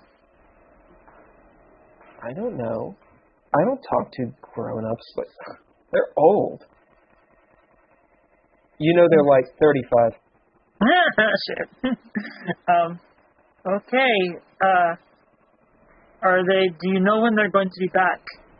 Mom, why would I know? Well, They usually go away for like 6 I months at a time. I think they call them snowbirds. And why do they leave their daughter here? Why did we drive up a creepy hill through the woods? And you killed someone in our apartment, apparently. Well, he was already dead, trust me. Oh my God. She throws her hands up in the air. Do you want something to eat? We cooked. And she opens the door and you smell bacon and eggs. Sure, why not? I'll come in as long as she doesn't immediately want to kick me out. On this note, we're going to take a short break. So get some coffee, use the bathroom, etc., etc. And when we come back, we will be in a new scene. So you get back your proficiencies, your traits, any plot armor. You recover all of that stuff. Okay, we want to do a 10-minute? Yeah, just say 9 o'clock. Minutes, so 9 p.m.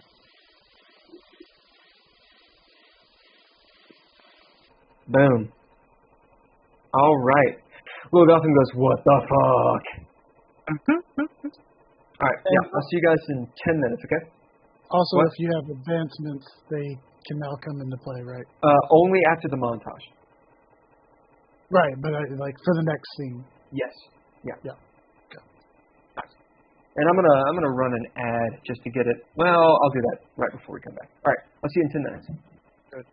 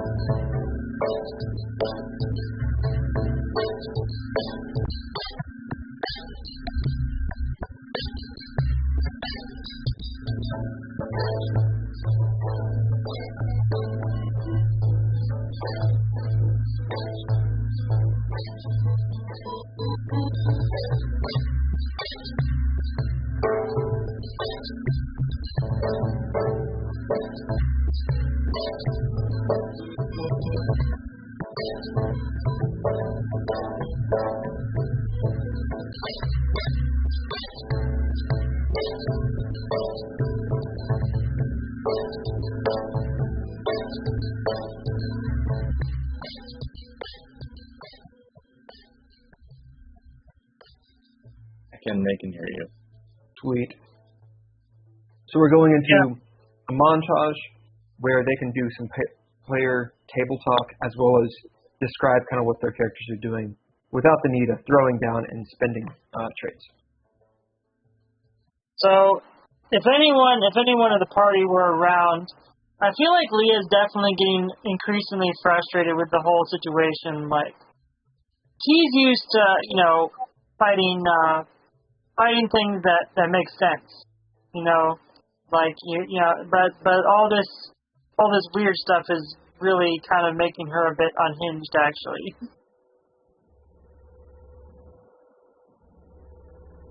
where are we again?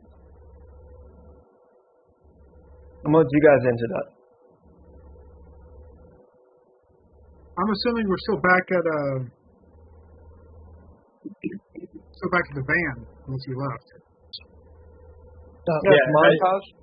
No, I think Nord is, like, for instance, I think Nord, he's not worried about a police officer. He's dealt with the police for years and years and years. He knows. He's confident. You know, he might look weird or act weird, but he's got the gift of gab. He can get himself out of most situations, as far as I know. And it's just another situation. It's no big deal. Then let's just leave. What about Leah? I thought Leah just came out.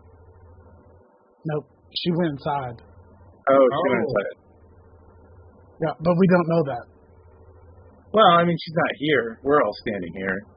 I'm definitely thinking that it's probably time we get out of here. Well, you want to?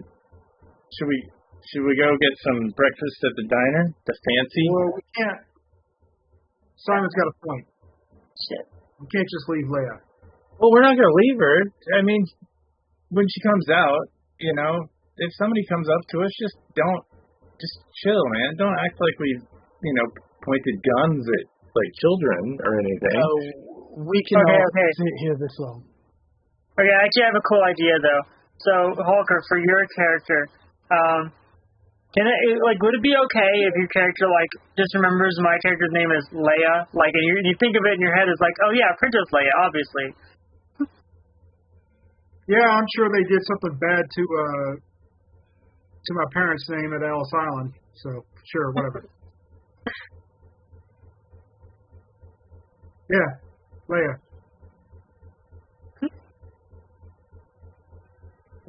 Anyway, how about we just leave and then... Okay, let's just leave and go around the corner. At the very least, because it just looks really weird in this driveway. Sure.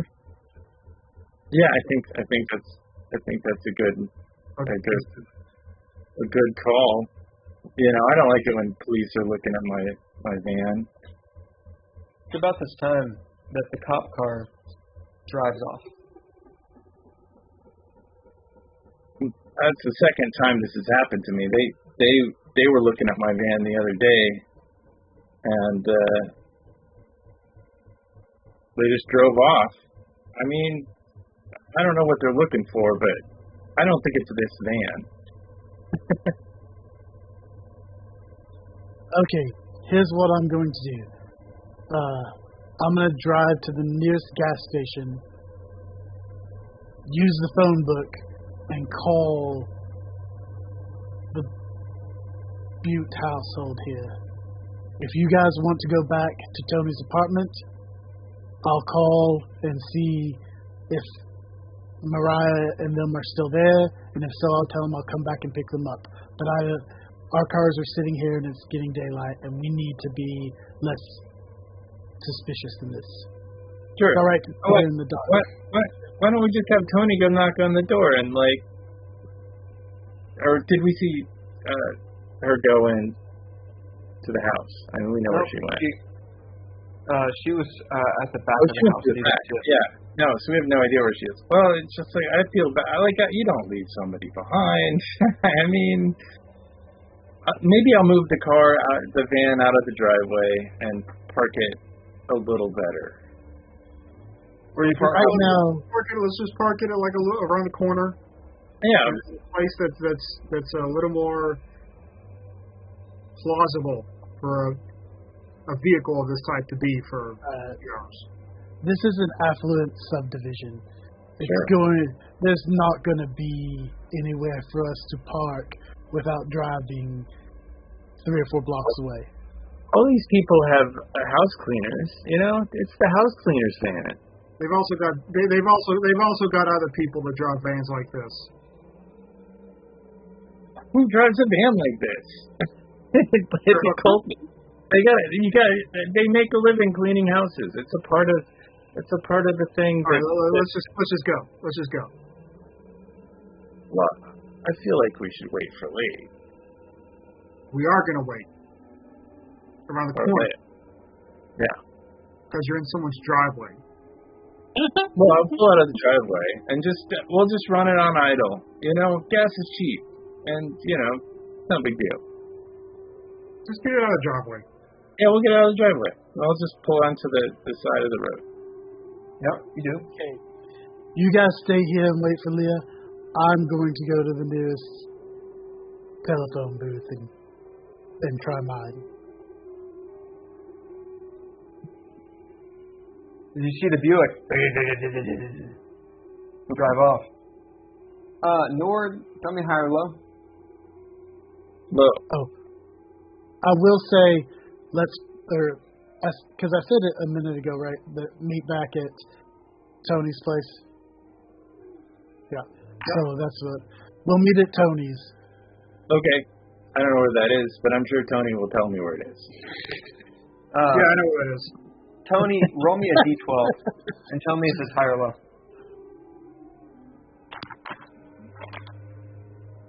We use the rubber dice. Right.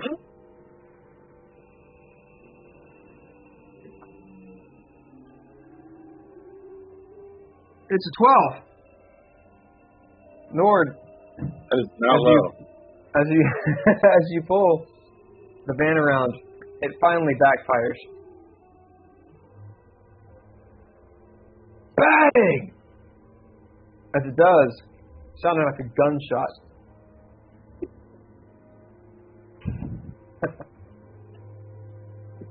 You can tell in this subdivision, it has alerted people to something outside. As maybe some people look outside. Montaging through Leah, as you get into this house, it is opulent. Everything in here is expensive. Everything's clean. Lots of space in every direction. It makes you wonder, how do they dust? There's this huge TV. It's a big CRT. No, it's projection.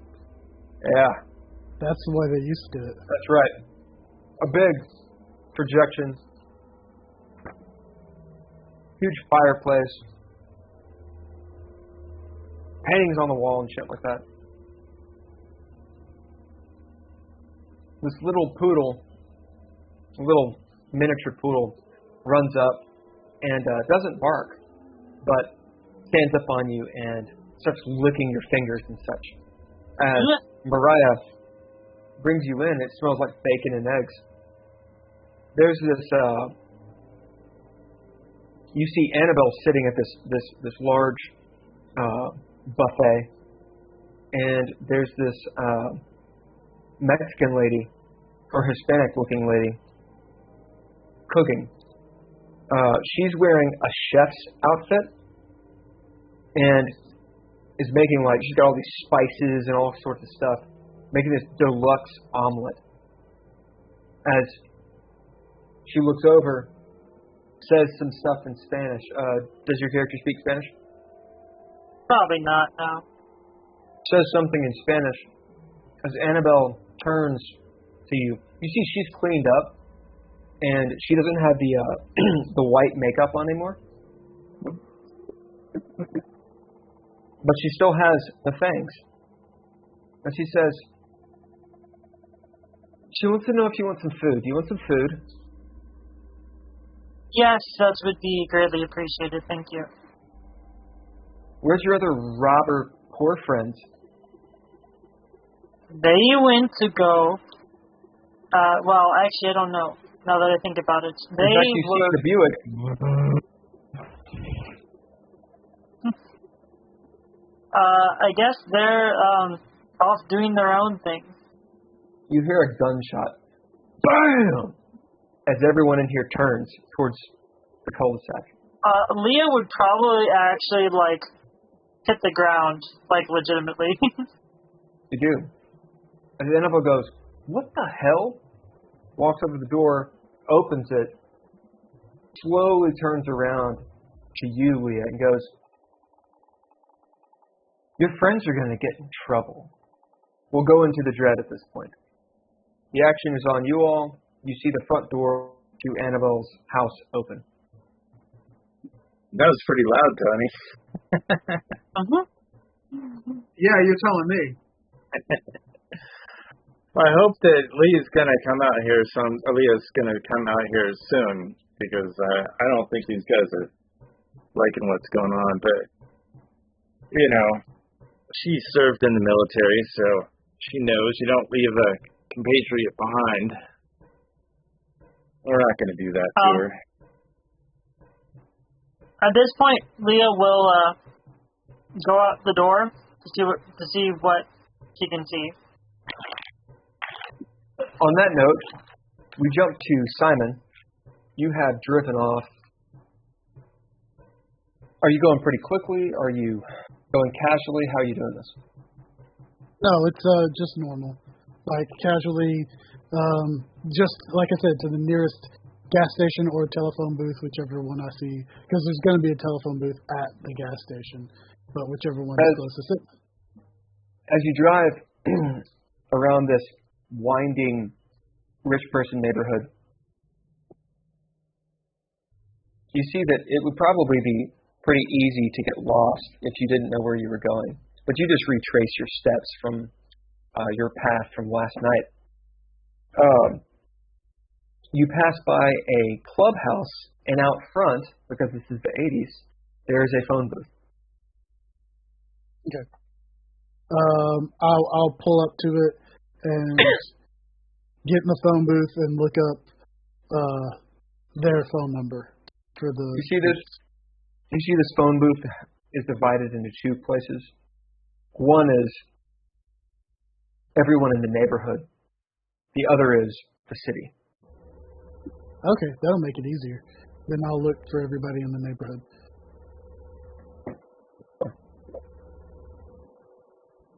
Sorry, what? What do you look for? Well, I look for Butte.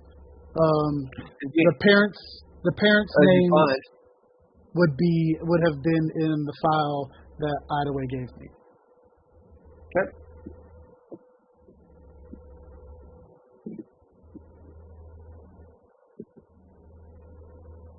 You see Frederick Butte. Will be Frederick and Leanna Butte. And you see their number. We'll also say that as you're flipping through the book, you know, there's ads in the phone book. I'm trying to actually remember how phone books work. Yeah. As you're flipping through, I think it's too early to have the yellow pages. I think they came around later. I'm not sure.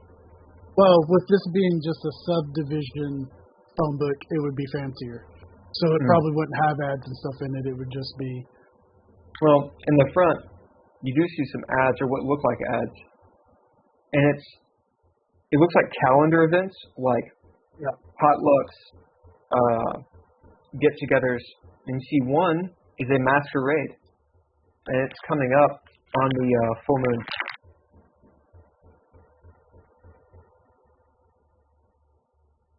I'm sorry, the equinox. Okay.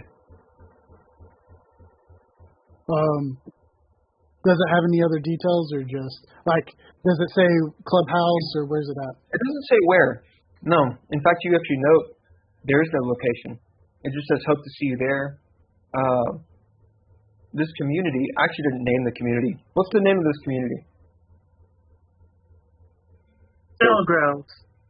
What is it? Belgrove. Belgrove? Yeah. I like it. Yeah, it'd be like Belgrove Masquerade Ball, Spooky Spring Equinox. It'll be like, it almost looks like a Halloween ad. It's all on that real cheap, thin paper, black and white, and it's a person with, the eyes wide shut looking mask, and they got fangs, and they're like doing the vampire thing. Has something pitchy saying like a full night of fun, get it? Yeah. Is it, I'll rip it out and fold it up and put it in my pocket. You do? Okay. And then I will call the number. I'll get out a nickel or whatever and call the number for the Buttes. Leah, as you're going to the door and you look out and see Nord and Tony in Nord's van, maybe Nord waves to you. You hear the phone ringing as the cook goes over to the phone, the cord phone, picks it up. Hola. Hello. Can I speak to Annabelle or one of the other Maria? Is she there? Yes. See. As she holds the phone to her breast, turning around to Annabelle, saying something in Spanish. Just a moment. As she puts the phone down. Annabelle walks up. Leah, you see her. She gets the phone. Who is this? This is Simon. I was just talking to you. Is Maria Simon? still there? Is Maria still Simon? there? Who is this? The guy from out back earlier. The one who's trying to help you with Gabby. What do you bid so that she doesn't hang up on you? Resilient.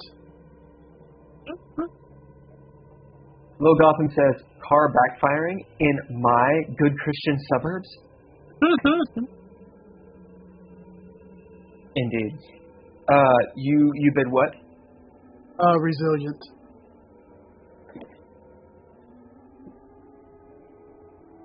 I'm going to hang up now. What do you say to stop her? Wait, I just want to know if Maria's still there and if she's okay. She kind of quiets for a moment. Leah, you see Annabelle look over at you and Mariah. Yeah, they're both here. We're eating breakfast. Are you coming too? Leah's there as well? Yeah. May I speak to her for a moment? I'm trying to get them out of your hair. She doesn't wait. It's for you, Miss Mizrahi. Hello? What is it? Leah, it's Simon. What do you need? Oh, I was just checking to make sure you were there. Yeah. She's actually offering to fix me some breakfast. Okay. Do you want me to swing back and come get you in a few minutes, or it was getting too suspicious? I had to get my car out of there, and the other two decided they were going to stay, but we need to kind of get out of that area quickly. I think it might be best, actually, for now, for me to stay. But if you want to move them out and maybe go reconnoiter somewhere else. Okay. How about we plan to meet back at the diner in, let's say, 2 hours? That'll be fine by me. It'll give me time to get home and get cleaned up. I will drive back by and tell the other two to get out of there. And you just meet us at the diner in 2 hours. Roger that. Okay. Nord and Tony, you might see out the side mirror a woman come out of her house. She's wearing a hot pink jumpsuit. It's got like blue, orange, and silver like stripes that run over along this way. like a full-on windbreaker that goes when she walks. She has these huge Reeboks on, okay? As she storms out toward you out of this house. She's not running. She's probably like in her 50s. Her hair is cut short and just is up. And she's beelining it for your window.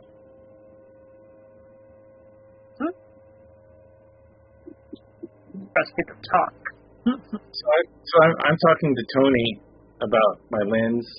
So this is a 55 to 250, and the f-stop is a 4. Hey! Hello? Roll down this window. Roll down this window. I get out of the van. Don't you get out of the van. Don't you attack me. Don't you attack me. And she comes around and she gets in your face. Don't you attack me in my own neighborhood. Who are you? Who are you? She's pointing. Constant motion, like a hummingbird. Say, man. I hit record on the player. Man. Don't you man me. Who are you? By the way, I'm in uniform. I'm still in uniform. You're in uniform? Yeah. Because I don't think I've ever had an opportunity to change out of uniform. You're in your border patrol. Yeah. She looks you up and down. Are you bidding this? Yes. All right, what do you bid? I'm bidding guard, the background. Well, Gotham says, a wild 80s Karen is approaching. As you bid guard, what do you say to stop this wild 80s Karen?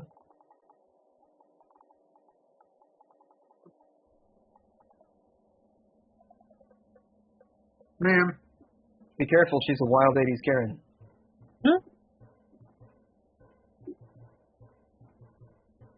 My partner here, if you'll excuse me, has just blown his cover. So,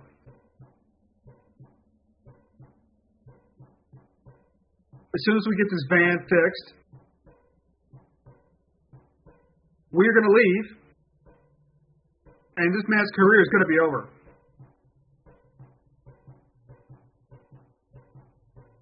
Apologize, ma'am. But I want you to look at this man. She does. She's flabbergasted. She has no idea what you're talking about. And she looks you up and down. She looks at Nord. She goes, looks back at you.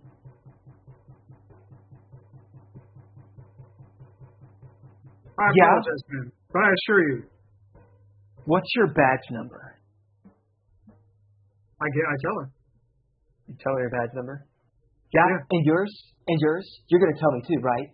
Yours? Yeah, it's 601478. I'm going to remember that. And I remember you, your face. Or what? You too. You better be gone by the time I get back from my walk. And she turns and... Yes, ma'am. I go back to Nord and I say, Nord, you're fired from the Border Patrol. Easy come, easy go. It's just not for you. All right, the action's on you all. I tried. I really tried. So this lens, man, it's a great lens. Have I made it back yet? Yes, you are back now. Okay. I will pull up the Buick. I'll pull up and I'll be like, roll down your window. As he pulls up, you both notice that there's a tree branch stuck in the side of this car. You got a little something down there. You want me to pull that out for you? I'll get it. Thanks, so. I just talked to Leah, and she said that she's gonna meet us at the diner in about 2 hours. She's in there with Annabelle and Maria. So I'm gonna go back to my apartment and get changed and probably take a quick nap. We've been up for a while. Yeah, you all are very tired. Hey, let's hope this van doesn't kill us. Let's go. That'll be fine. But I don't care what you two do, but that's what I'm going to do, and I'll see you at the diner in 2 hours. Sounds good. All right, so Simon, you go back to your place. Where are you two going? Well, I'm at my place. Where do you want to go to? You want to ride with him? We'll just go back to the diner. All right. Sounds good. Right. I'll probably need a couple hours to drive it. I can drop you wherever you want. Indeed. Are you going to drop Tony off somewhere, or you guys don't have to sleep, although you will start taking, you will gain a condition which is exhausted if you don't. I think it's time. This has really been a bust of a night. I think we just get some rest and meet up. Rested. All right, well, then take me back to my place. All right, done. All right, as Simon, you notice that they're following you, or it seems like they are, as you realize likely they're going back to Tony's place. We'll go, we'll montage that bit as you guys get back to your respective places. Nord, where do you go? Do you stay at that apartment, or do you go? And I'll just crash out in my van. I'll put the little things up, and I think my van's fine in this neighborhood. Yep, it's fine. You're in the Jefferson corridor. As you all get back to your places, your respective places, without any problems, get back to your apartments. They're as you left them. The TV's on. It's on mute. Simon, you note, maybe both of you, it depends on if you're paying attention, it looks like Rebecca Foster is probably home as you hear the TV on in her room. So, back in Leah, at the Butte residence, you are very tired at this point because you haven't slept in a couple days. That's not true. Remember, I slept in the car. Oh, you did sleep in the car. That's right. So you've had a few hours. Still probably tired, but you're not exhausted. What are you doing? I'm enjoying whatever fine breakfast I got cooked up. Yeah. It's this wild breakfast. There's this big omelet, vibrant colors from like the spices and the chives on top and. Some pico, and there's some steak inside. It's really decadent. So Leah won't know any much Spanish, but she'll know enough to at least say gracias to the cook. Yeah. You notice that maybe you are or not paying attention. It's up to you. You can bid or throw down to be paying attention to how she cooks it. I'll go ahead and throw down for that one. Okay. That would be, yeah, okay. So I got a total of 3 successes, and I got a 10. So what happens if you get a 10, but also don't have anything that you've exhausted? So you have flair on a 10. If you have already gotten everything back by the book, nothing happens. Okay. Though, as sort of a house rule, you can bank that flair and get it back when you need. Gotcha. It's just the house rule of the game that I made. You can only have one at a time banked. Gotcha. The idea is you can't bank flair. It's supposed to be in the moment. That said, because you beat this by 2 or more, you do get a narrative point. Assume you don't have 5 already. I do not. You notice she puts this weird glaze, like a syrup, on the omelet. And maybe you even wonder, is it going to be good? You've maybe never seen this kind of thing before. It turns out that it tastes really good. It has like a sweetness. It adds a sweetness to the savory, which I personally don't like, but maybe you do. And since you got a crit on this, you notice that she dusted it as well with like some weird spice in a can. It looks like a spice she probably made herself and mixed herself. Let's see. Would I be? Oh, that's tough. I might sort of, I'll still say gracias, but then I might do a tiny little taste of my finger just to make sure I don't feel like it's anything harmful. Mm-hmm. It's spicy. As in like hot spicy. It's like a Oaxacan kind of spice. Yeah, it tastes a lot better than bowl juice. So at this point, I'll be eating up and very, very content with the meal. I will look over. Said cocaine. It's the 80s. I mean, there's rich people, man. I will go ahead and I'll be in between eating the food. I'll look over at Annabelle and say to her, so while our intrusion was not intended, we were really just trying to look out for you. She kind of nods a little bit. Maybe she's calmed down. Who knows what her feelings are. But she just kind of nods and continues eating. And despite the fact that I may not understand what it is you guys do, I am grateful that you are my daughter's friend. She pauses and nods, and you notice that Mariah smiles a little bit. The Hispanic lady finishes cooking and then leaves the kitchen. So, Mariah tells me you might know some things about what's been happening tonight.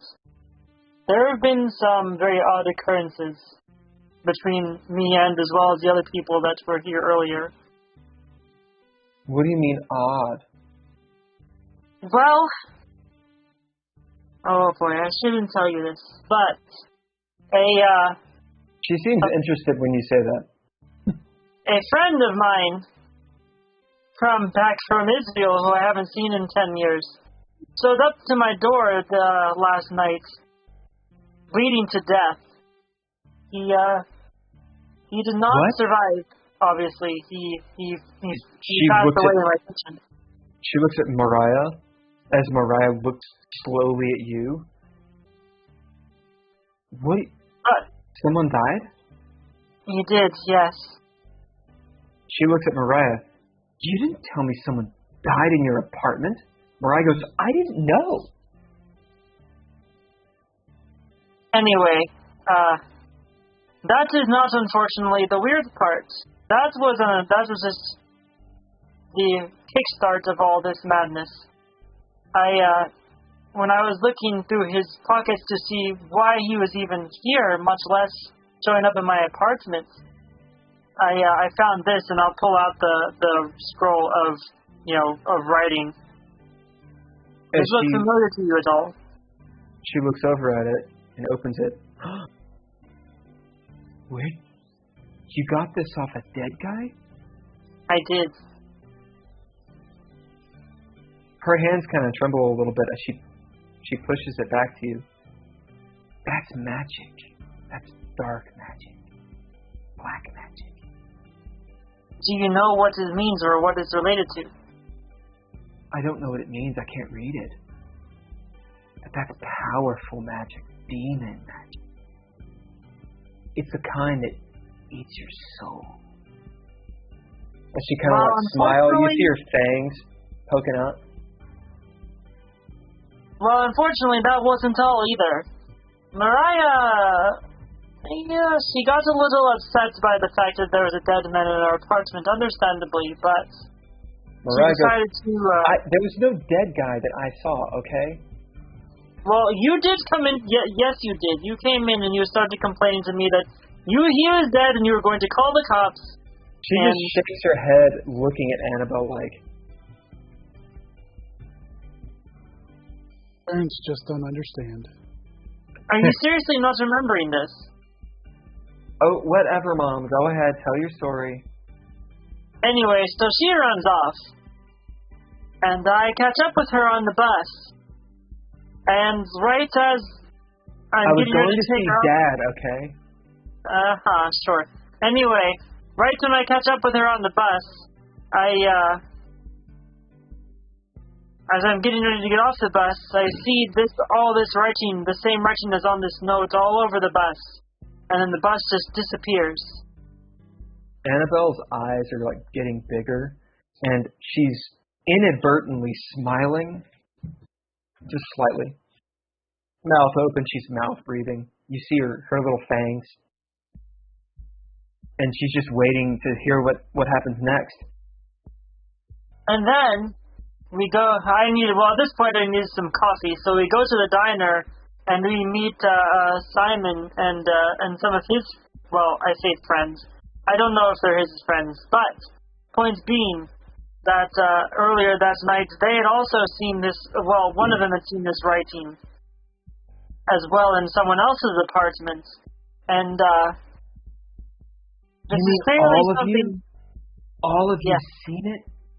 Yes. That's heavy. So there's clearly something else going on, and that's when we got roped into this escapade, trying to look after you, because there's a detective basically worried that you're going to disappear. The smile kind of disappears. What do you mean, a detective? What? Wait, what? I am not sure I was supposed to tell you that. And she looks around and then looks at Mariah. I told you people were after me. He's not after you. It sounds like he is. No, he's worried about you. He's worried that you're going to end up like DuPont. Yeah, everyone is worried about me. And Gabby, they were worried about Gabby. That's why she came here and... It's okay, I should say, I read off my daughter that perhaps she had come this way. Nevertheless... Mariah said, you did not, I didn't tell you anything. You didn't tell me anything. You were just, I've done interrogations before. Anyway, so, point being that this poor detective he seems a little bit, perhaps, obsessed over this. So if Gabby is in fact not they're missing... all obsessed. They're all obsessed, Mrs. Mizrahi. And this is what Gabby was on the run about. Everyone going crazy. Her parents going crazy. The police in on it. Everyone's in on it. And dealing with that black magic. It's powerful stuff. You shouldn't mess with it. But what were you doing tonight? That's green magic. That's good magic. I mean, it looked like there was a lot of blood. I don't know if I'd call that good magic. You just don't know. I'm pretty powerful in this art. I'm pretty powerful in the arts of magic. Either way, there's clearly something pretty serious going on. And, it is not... I don't even know where to go from here, honestly. I've never dealt with anything like this. Can I see that, though? You may. She takes it and looks at it. You can tell she wants to keep it.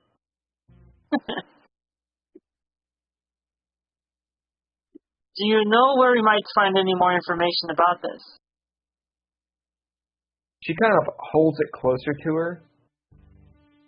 Do you bid anything?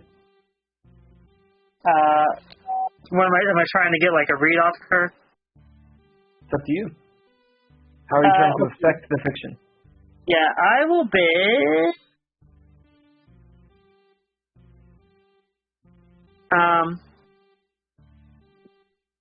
And you know what? I'll bid Mom to basically try and like ply her with a very comforting air. As she looks up at you, she goes, "Yeah, I know a place." I see Mariah edge forward, like Mariah doesn't even know this. And she goes, "But I've got to go with you." That is perfectly acceptable.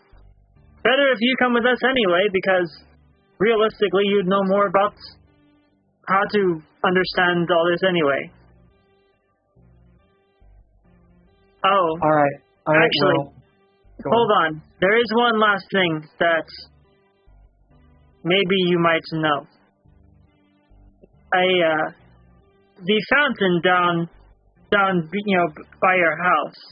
She the turns, one that almost like she's looking at it. Yeah, what? What about it? What is in the fountain? It's just a bird bath. Because when I looked at it initially, it looked like blood and other things. I mean, it's rusty. I don't think birds drink out of it. I think like a bird died in it or something. Oh.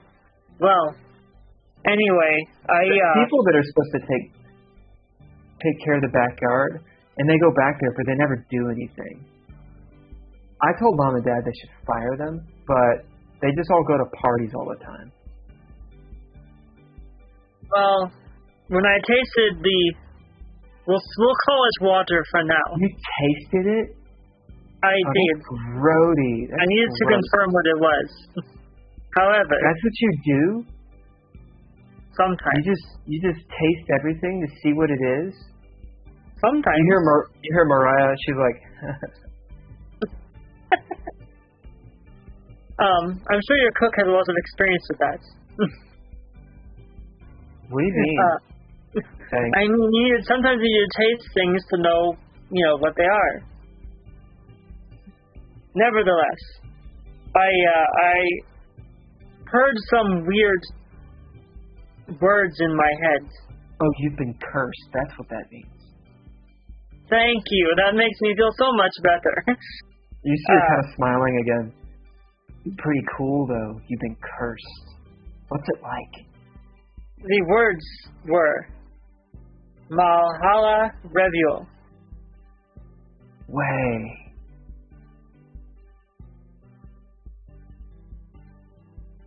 As Mariah goes, Mom, you're crazy. And at that point, we're going to montage.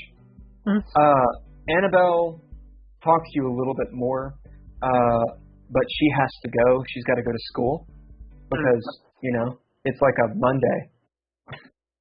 So, my daughter has to go to school? She didn't say shit. And in fact, Mariah pleads with you to let her not go because she's really tired, and she makes a bunch of excuses. She doesn't want to go to school. But do you make her get on, not the bus, I'm sorry. Annabelle has a driver. So no, at this point I'll be like, no, after the nights we've had, I'm not going to make you go to school. However, but you need to stick with me the rest of the day, okay? Annabelle goes, that is so not fair. Well, as opposed to what? Whatever. As she gets in her driver's car, the guy opens up the door for her. He's got on white gloves. As she's sitting there in the car, by this point she's put her face paint and she's all gothed out again.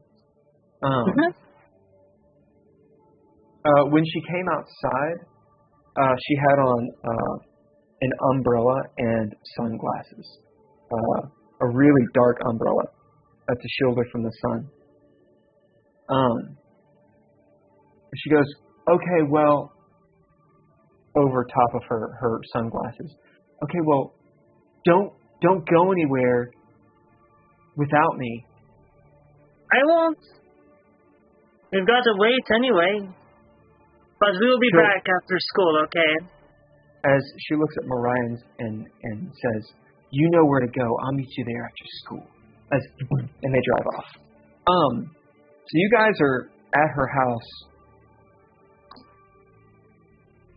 It's been, we'll say, 30 minutes since everyone left. How do you get to the meetup?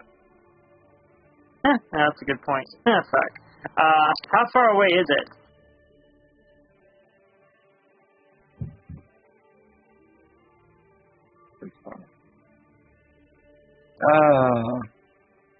So it's Annabelle's, and you want to get to the fancy? Yeah. It's like miles. Yeah, it's miles. Like 10 plus, or are we talking like 5 miles? Let's see. Hold on, I'll look into it. Thank you. I'm pretty sure it's like 2 or 3 at least. Oh, okay. Yeah, 2. All right. So I'll quirk a tiny little smile, and then look over at Mariah and said, "How do you feel about a walk this morning?" Are you kidding? As you guys start walking. All right. As we montage, you guys make it there. The rest of you, are you going to do anything before going to the fancy? Or do you just go? I'm probably going to take a nap if I can. Yep, take a nap. Absolutely, take a nap. I change clothes, do a horse bath, and also take a nap. I will also change into civilian clothes. Do you turn off your TV, Simon? Yeah. Yep, as you all prepare, you get ready, and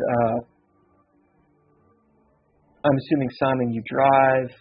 I'll also Tony, pull the twigs out of my doors and stuff. Tony, how do you get to the fancy?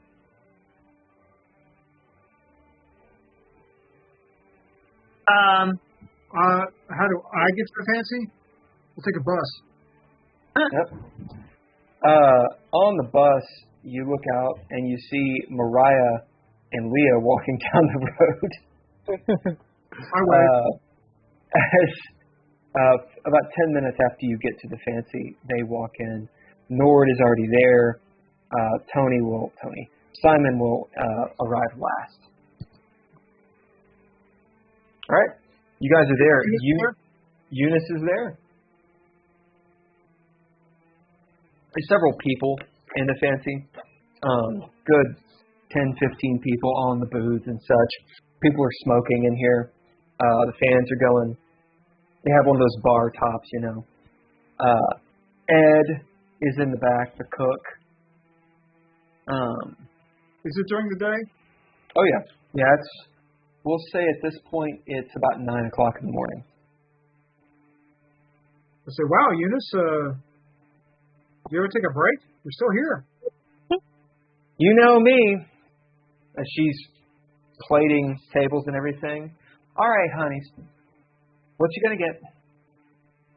Pancakes. I would like a Pancakes?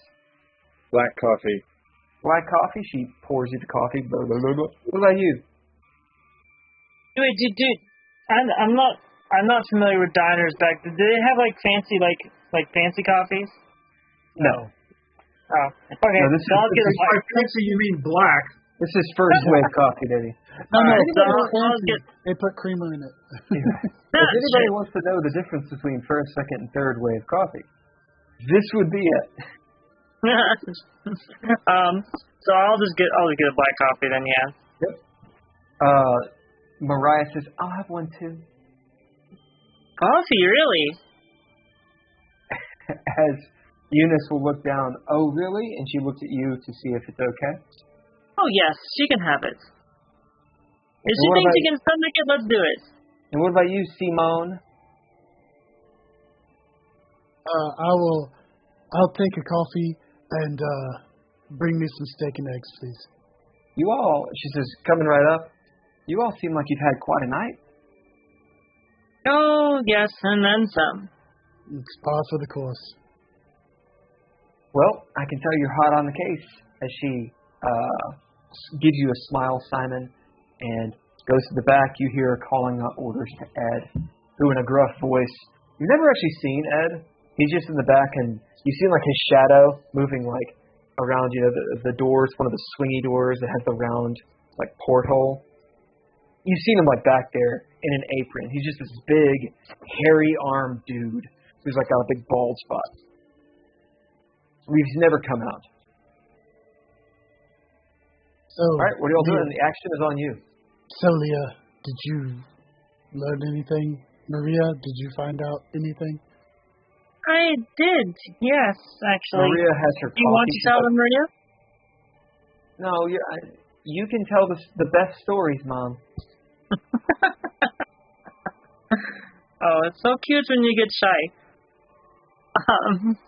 So, turns out that Annabelle might actually be helpful for this instance.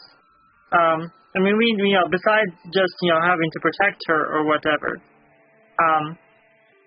she knows things. She's actually planning to take us somewhere. Well, I don't actually know where technically, but she has insisted that there's a place where we can get more information that she'll take us to this afternoon. Okay. What about Gabby? Was there any information on her? What happened to her? At this point, I'll look over to Maria and see what kind of face she's making. She has a really big coffee mug, and she's like,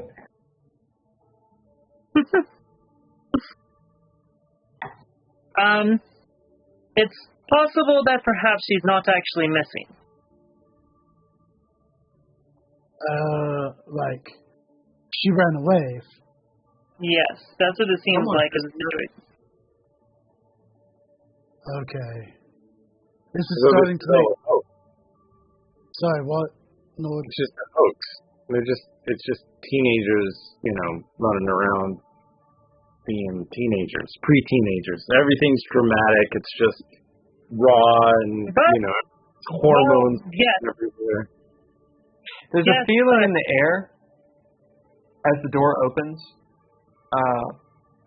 It smells like rain is on its way as the door shuts with a big gust of wind.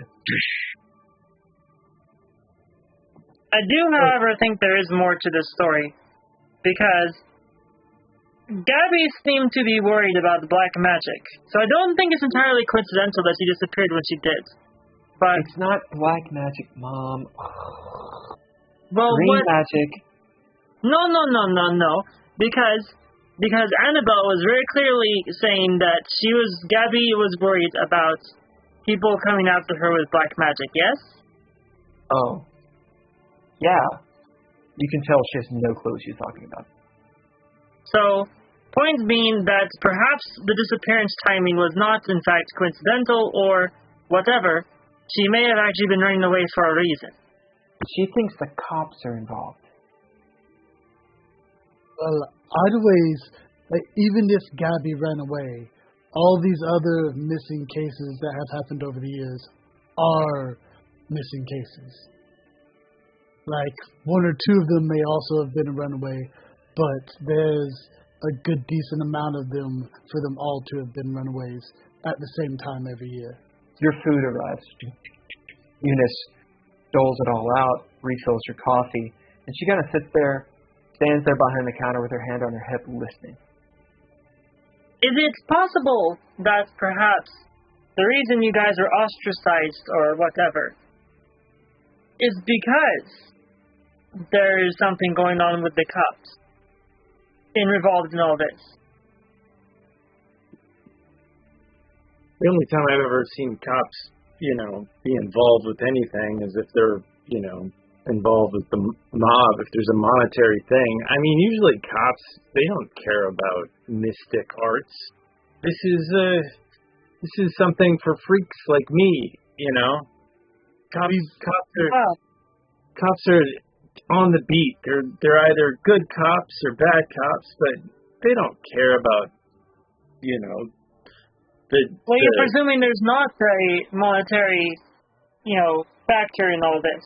Sure. Because it's not like DuPont was exactly, slumming it. Yeah, what is Americans think. What is their history? Where did the DuPonts come from? I mean, we should probably figure that out, and we should probably figure out, what Gabby's motivation for running away. I mean, we could reach out. I guess their parents aren't talking. Maybe visit them, have a conversation. I mean, I've got a couple things I want to do on this island over here that involves mysticism, but I can't imagine a girl's going to run into the woods of the island, to get away. She's clearly just couch surfing, and I think maybe we're reading too much into it. I mean, I think we should find her. Sure, the detective is worried about it, but, let's get some backstory. I think the DuPonts have been here a while. That statue was, I think it's been there since, that statue that we encountered, Leah. Yes. It's been here since 1663. That was also in the Butte's yard, not the DuPonts. It was in everyone's yard back then. There's one yard. There's one yard. It was a big farm, I'm sure. Or, one person. Okay, but what is it about?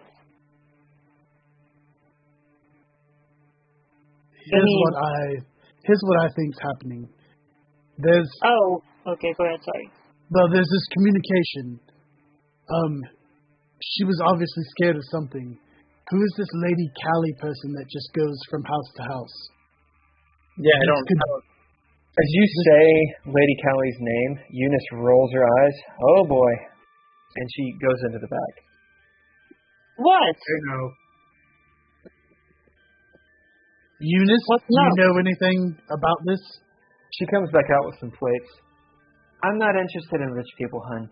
And she starts serving. Well, you seem to have a pretty serious reaction. So what do we know about Lady Callie? I mean, really? I look into my wallet and I look at Simon and I say, I think she's going to need a tip.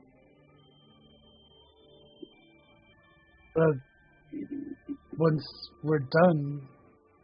No, a pre-tip.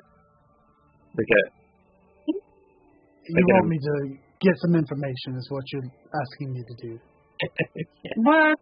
No, never. We never insinuate such a thing. Or I could just go to one of the cops that I know and ask them about her and get more detailed information. Look, oh, come on. You have to know. I'm not even from this country, and I know that waitresses have the best information. If you go to a cop, you're going to get a thunderclap. No. A thunderclap outside. If you go to the cop, you're going to get the cop's version of the story. It might be right, but it's also, especially with all this corruption and stuff going on, it might be incomplete. I know which cops are good cops and which cops are bad cops. I spent years with them. If you want to know something, you got to go to the prostitutes and the dealers and the therapists. Speaking of which, or the waitress. I mean, I'm sure Eunice, but these guys, they don't eat it the fancy. I've never seen them around here. People gossip for them. They don't, but I bet their dealers do. Yeah, maybe. That's true. Who's the dealer? How do we find that? Maybe they were talking about that to Eunice, and maybe we give her a big tip and stay after a little bit. Put it on the table. Stay after a little bit. Yeah, and $5. I mean, I just put a zero behind it, and I'm sure she'll talk to us. Yeah, $5 and no cents. Why don't you go ahead and do that then, Nord? I don't have $50. Where do you think I'm just made of money from the money tree? Well, evidently you think I am.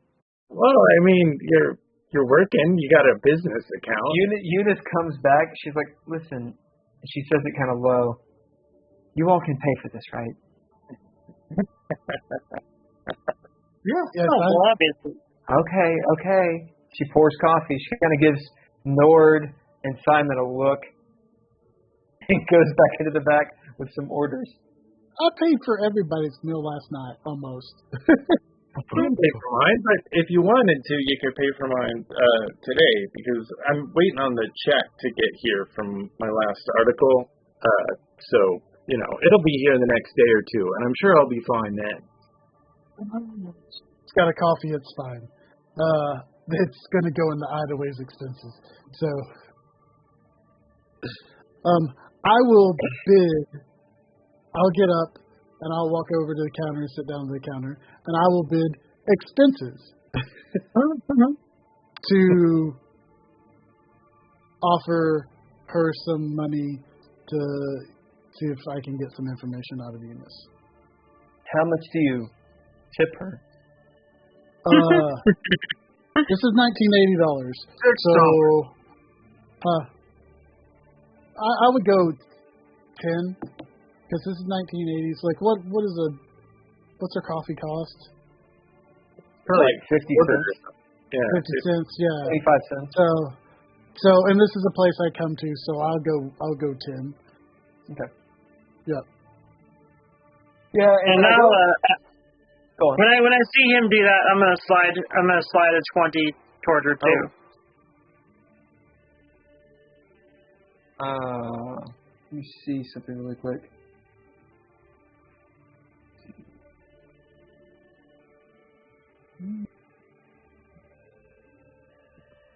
So, tipping's been around for a while, but it really wasn't that prevalent until the 90s. So, $10-20, that's a lot of money. I mean, it's just a lot of money anyway. $10 will fill up your gas tank, like, easy. Those gas tanks are like 20 gallons. Yeah. We're just out of the $10-20. Anyway, as you drop that money, Eunice comes out. She sees it. I'm supposing this is for me. As she takes it, counts it. So, what do y'all want? We just want some more information on Lady Callie. If you know of any of that stuff, and maybe you've heard what's been going on, you know what we're looking into. If you've heard anything, or can keep an ear out in case you do hear anything in the future.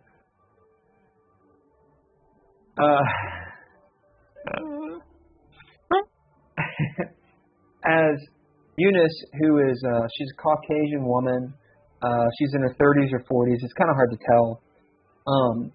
She always has. Do what? That's like she's a vampire.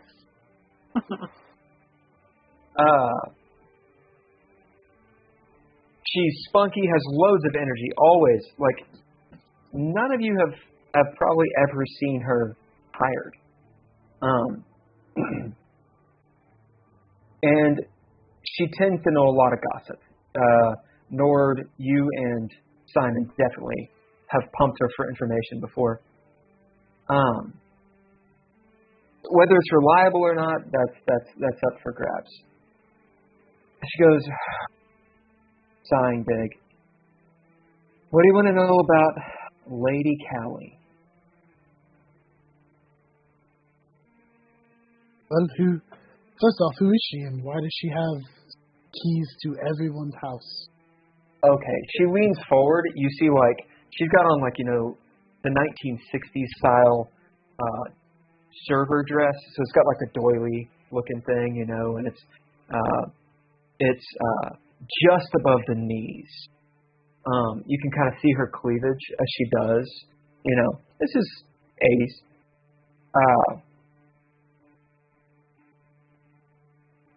One of you can bid or throw down. You can both do it. If you both do it, you'll get extra information to notice something in general. Okay, so my expenses doesn't count for this? No, your expenses gets her there, and she's going to talk. This is something else. You can bid or throw down for it. You don't have to. You don't have to do any of it. I will bid cop.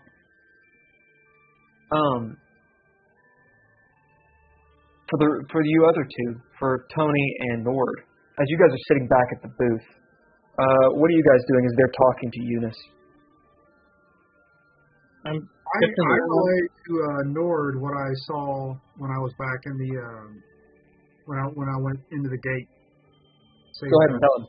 I say, Nord.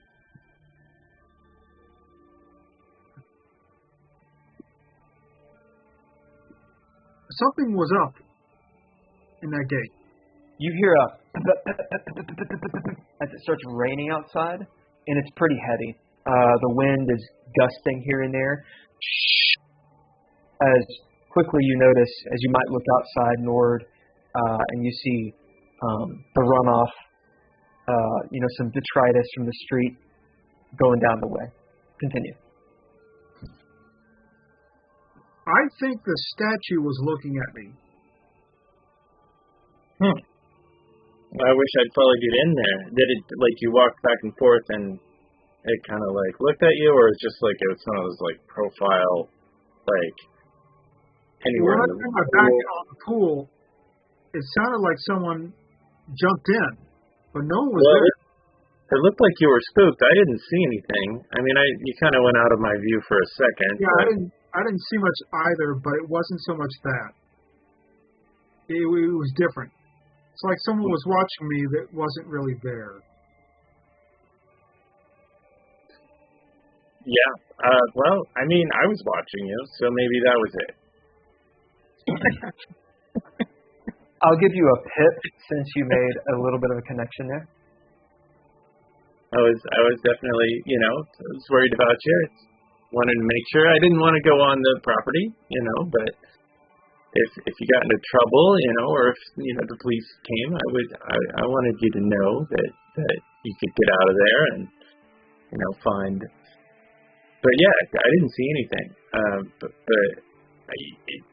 last night was weird. It was like the quarter solstice, or the quarter, whatever you call it, the quarter ecliptic. It's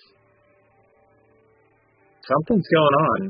I mean, I guess these girls are tied into it, but I think it's the parents. The parents are the ones we need to be looking at. Maybe they've got some bad seed in the parents, or whatever they're into. I mean, you don't make that much money without doing something wrong. Back at the bar, Simon, as you bid cop to notice something, you notice Eunice's tits, but also she's got this necklace as it kind of swings out from her under her shirt. As you see this weird emblem, it looks it's made with different colored stones that look precious, and it almost looks like an abstract painting of like a target. It's blue and black and has sort of an orangish color to it. We'll say around it there's a little quartz-looking crystals as well.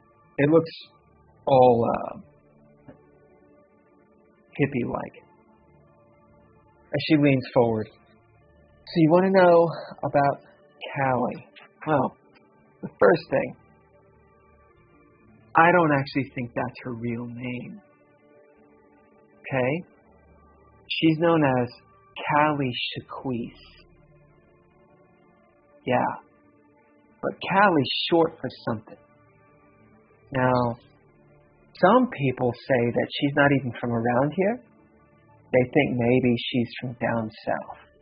I'm thinking Georgia just based on her accent.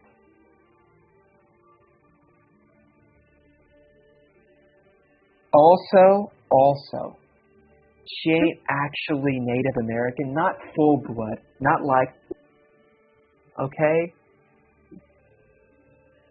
She's got maybe a quarter, maybe. But she acts like she is. Feathers and everything.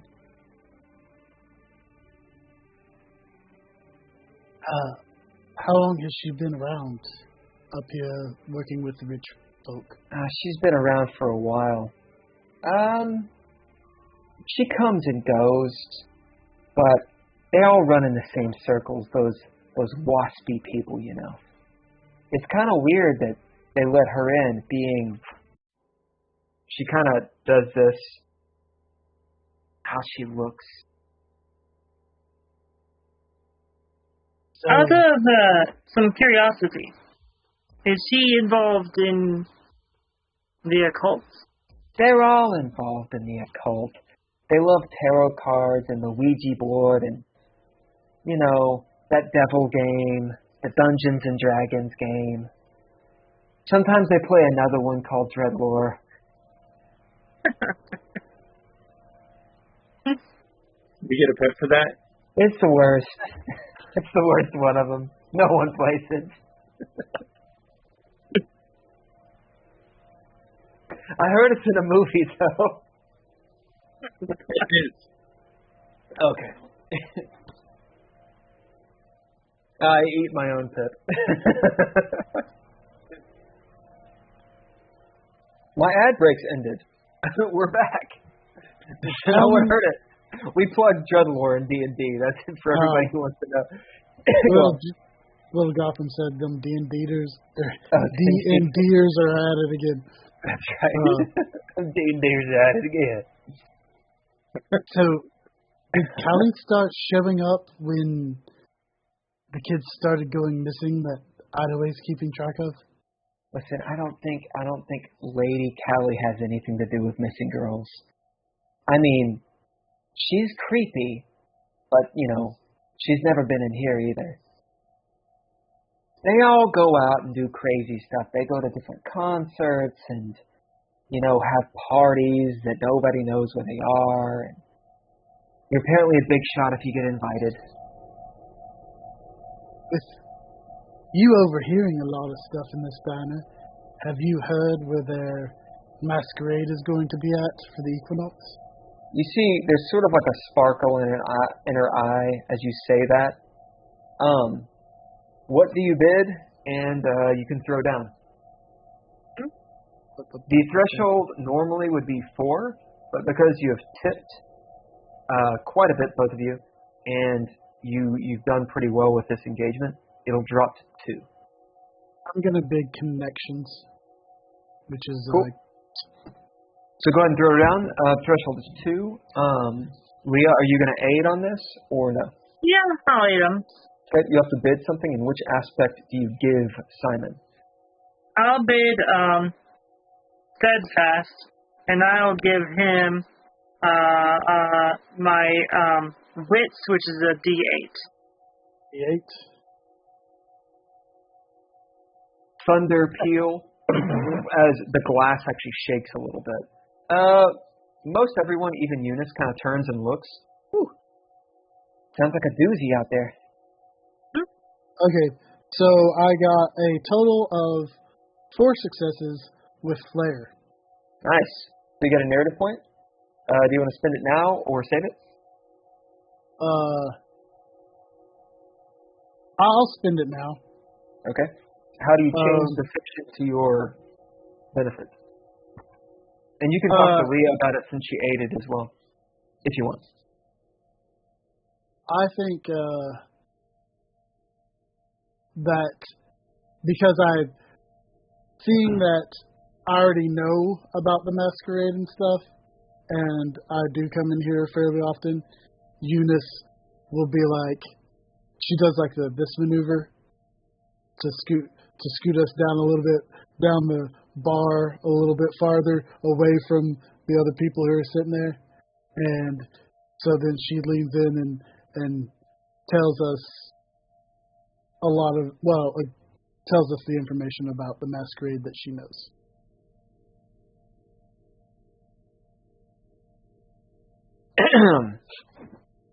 As that's exactly what happens.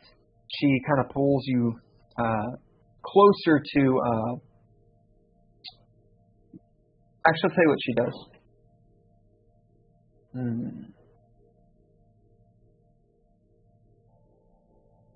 Tell you what she does. She says, "Why don't we sit down for a second? Hey, Ed, I'm going to take a 5." As she leads you back to your old booth. And she pulls up a chair, does the Riker, sits down, and leans over. I'm assuming all of you are in on this case you're on? Yeah, feel free to talk to everyone. Okay. So, the masquerade, the places that it is, changes every time. I don't know where it is, but I know how you find out. Have you ever heard of a nightclub called... I want to make sure I get the name right. It's called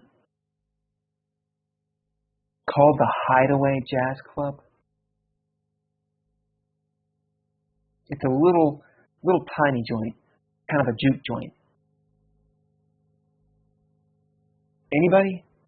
Yeah, no jazz lovers? No jazz lovers? I've heard of it. Sometimes, every Sunday they have an open mic and a bunch of these new rascal DJs go in. There's also a card game in the back on the Tuesday nights. So I in see case you've been. I've known about it. Well, there's a bunch of up-and-coming jazz singers and musicians and riffraff that go in there. But that's the place to go to find out the location. Now, they only have 3 or 4 of these things a year, supposedly. They always happen at the equinox and the, what's it called? A solstice. Yeah. It's hippie stuff. At any rate, this week, I think it's, Monday? So Wednesday, which, so 2 and a half days, because it's like 9:30 in the morning now. On Wednesday night, there's going to be a pretty big show there. It's intimate, it's a private party, but if you can get into that show, I bet you can find the location.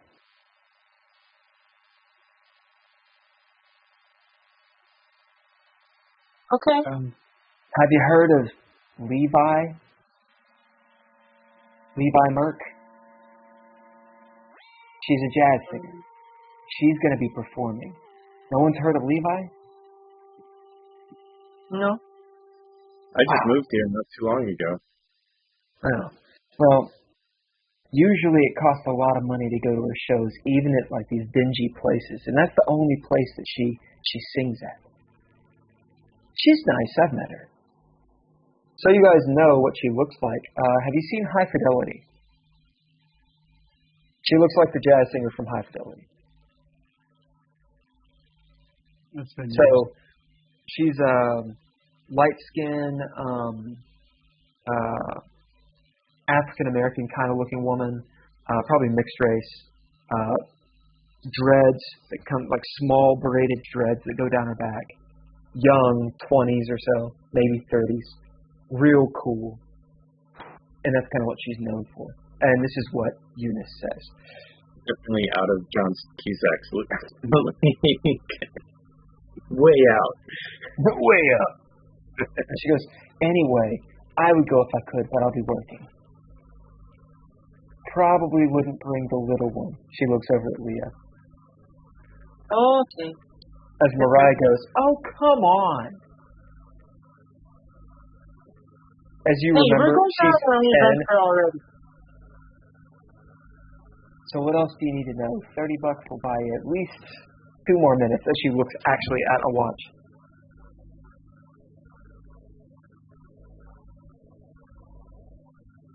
What else do we need to know? I don't actually know at this point. Well, you need to be careful. You need to be careful with these people. Yeah, I got a question. If we have to come back here and ask for more questions, I mean, don't get me wrong. There'll be a tip. Clock's ticking. What's this time? What's your shifts normally? I'm always here, hon. I'm here all the time. And so how would I get a job? Maybe they're not going to let me into this party on Wednesday, but you maybe should probably wear a collared shirt. A collared shirt. Okay, gotcha. And those flip flops, take them off. Wear shoes. No more flip flops with socks. So this is a fancy. What about on staff? I mean, I feel like I could just walk in on staff. Closed-toe shoes, hon. You don't work the industry with open-toe shoes. Everybody knows it. The dead giveaway.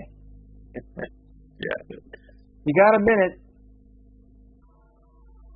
I got hungry people coming in. You go back to them, Eunice, and thanks.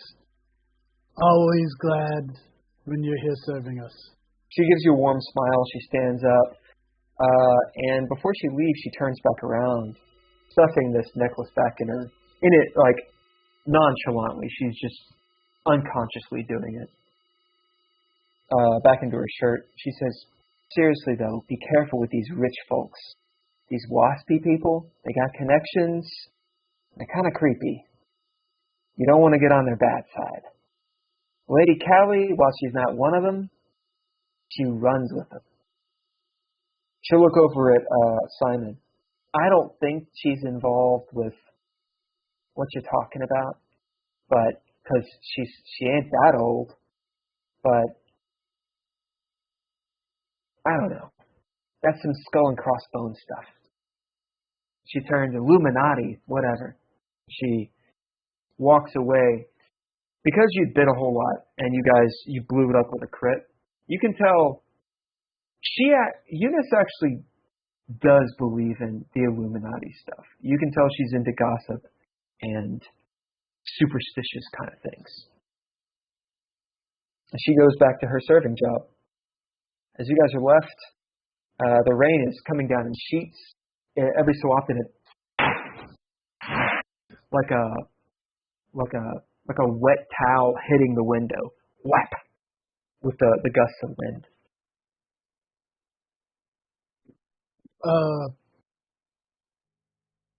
The Ottaways, the other kids who have gone missing, were they all from affluent families, or were they hit and miss? We did. Or throw them. I'm going to... Or you could say there's a pit, and for some reason you had done something to know it.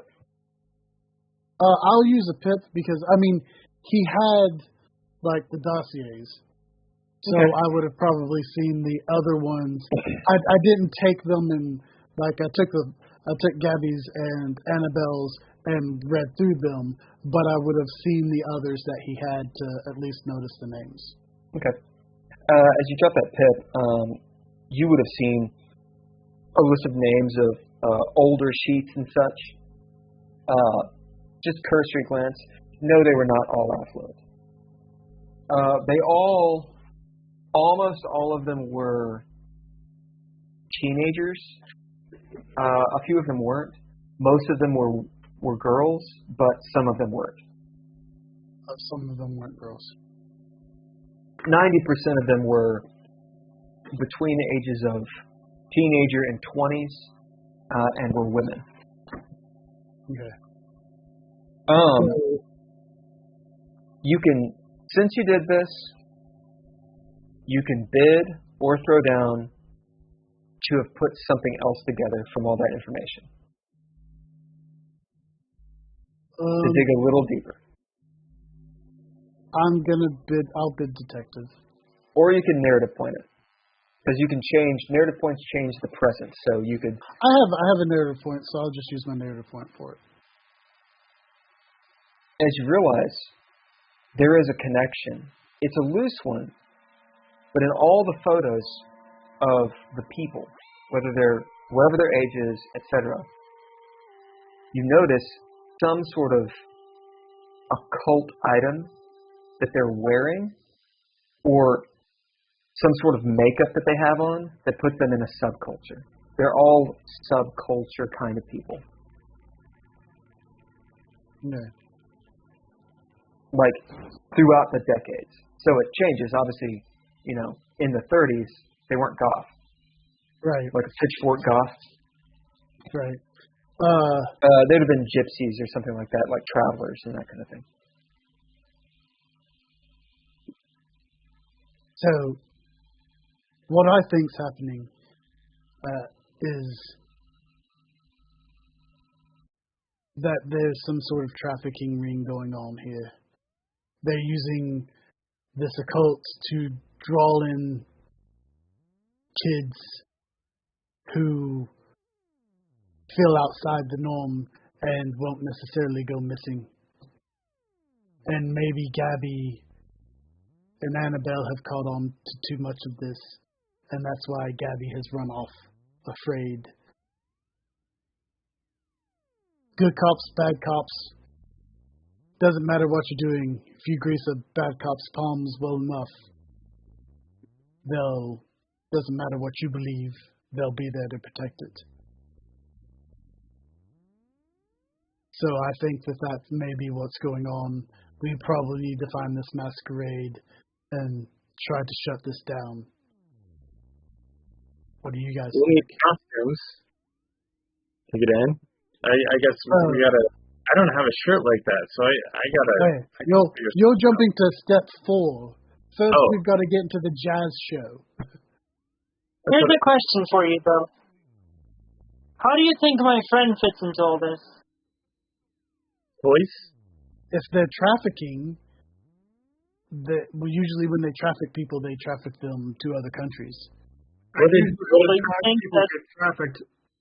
And usually when people get trafficked, normally for normal criminal enterprises, they don't come back from the dead and try and kill people. Sure. But what did Voice do? I told you, he was just hopped up on drugs. What Lord did he do knows in the military? something about that. What did you guys do together when you were in the military?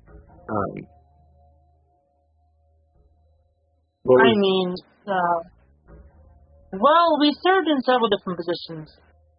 One time, he was helping me as a border guard. You should know about that.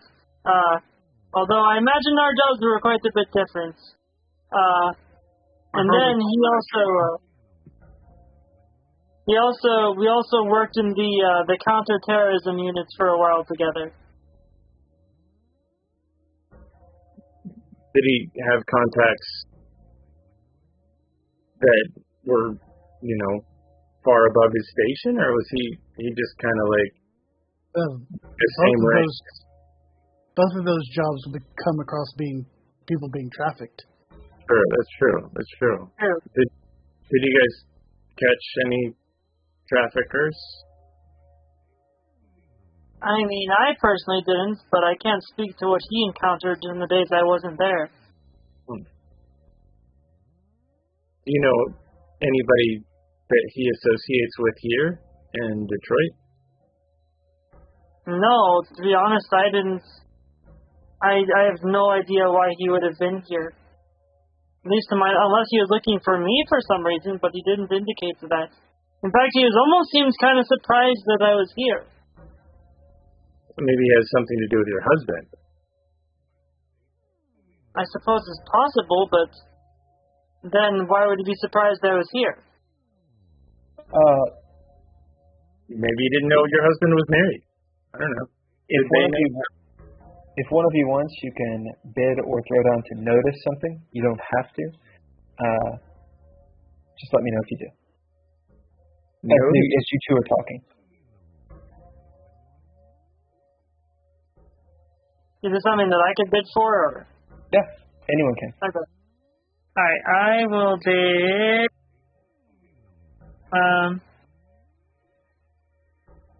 Time served.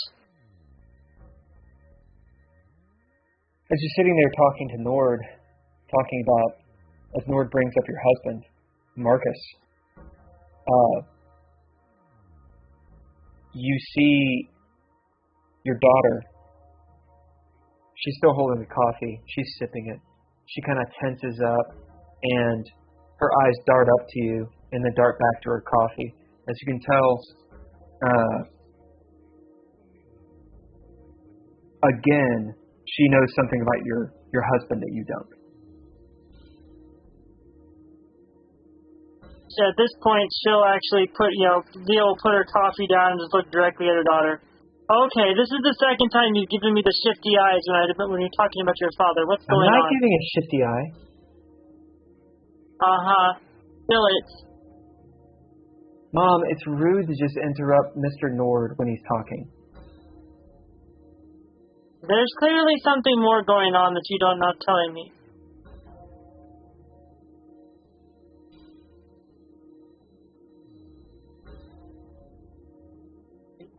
She doesn't say anything. What does she know? She doesn't say anything. Huh? She just sits there quietly, looking at all these adults.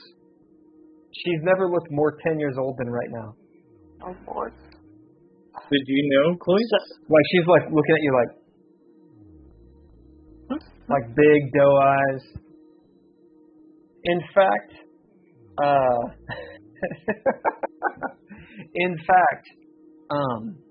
you get the feeling that the rest of you, I should say, get the feeling that she doesn't know anything. There's a good chance that there's some sort of dispute between Leah and her husband, and unfortunately Mariah's usually in the middle of it because she's the kid, and this is one of those mom and daughter moments where Leah's probably being too abrasive and all these things. The threshold to see through this ruse is 2, if you would like to throw down against it. Mariah is working you all. Leah, you see through it because she's your daughter. All right, so at this point, do I have mom still? Did I get that? No, I already used that. Hold on. Are you guys going to roll or no? I don't know the difference between a kid and like a hamster. I don't know children. I'll give you a tip for that. That's funny. I do not see through it. All right. Yeah, it just seems like Leah's being too heavy-handed with Mariah. As even like one single tear.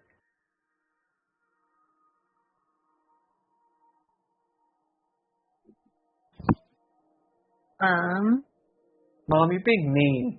Yeah, don't be mean.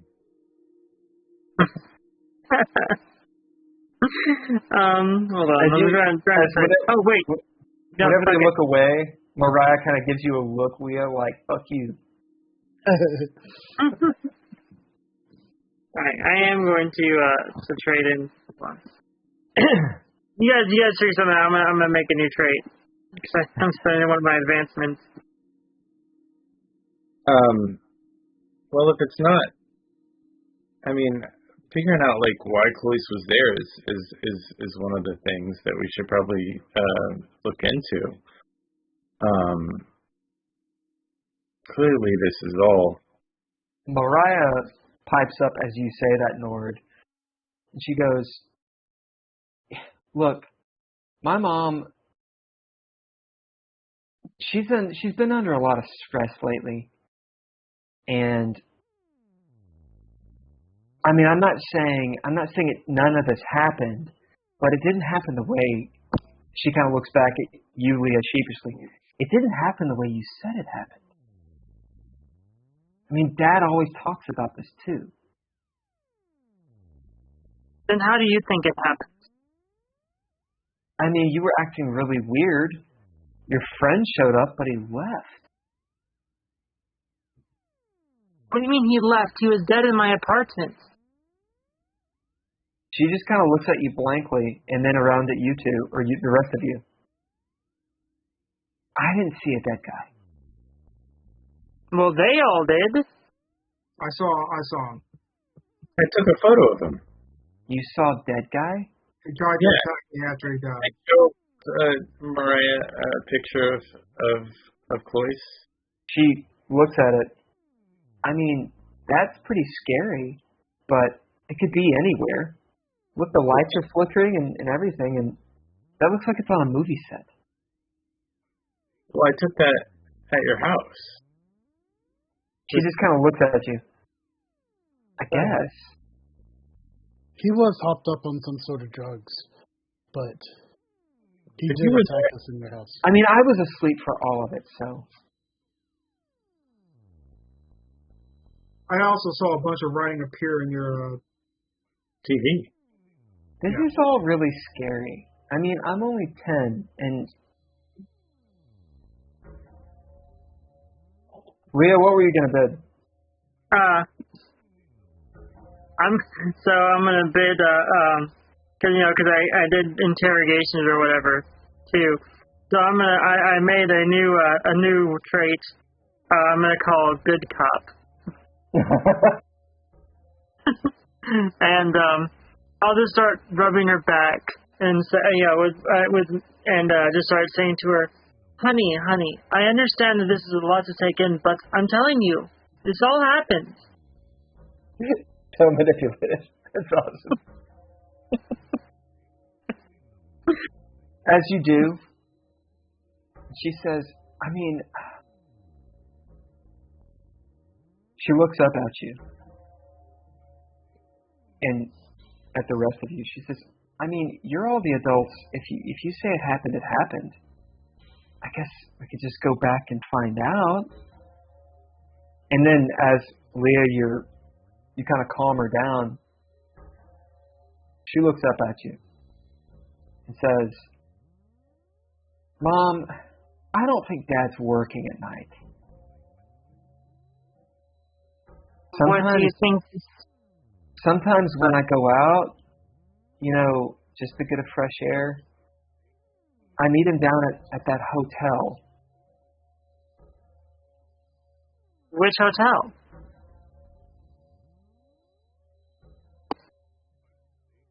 You know the one. Hold on.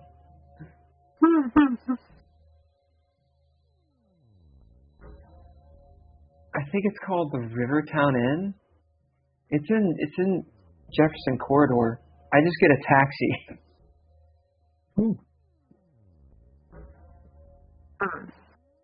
As you're all listening to this 10, 11-year-old say she gets a taxi downtown to the Rivertown Inn.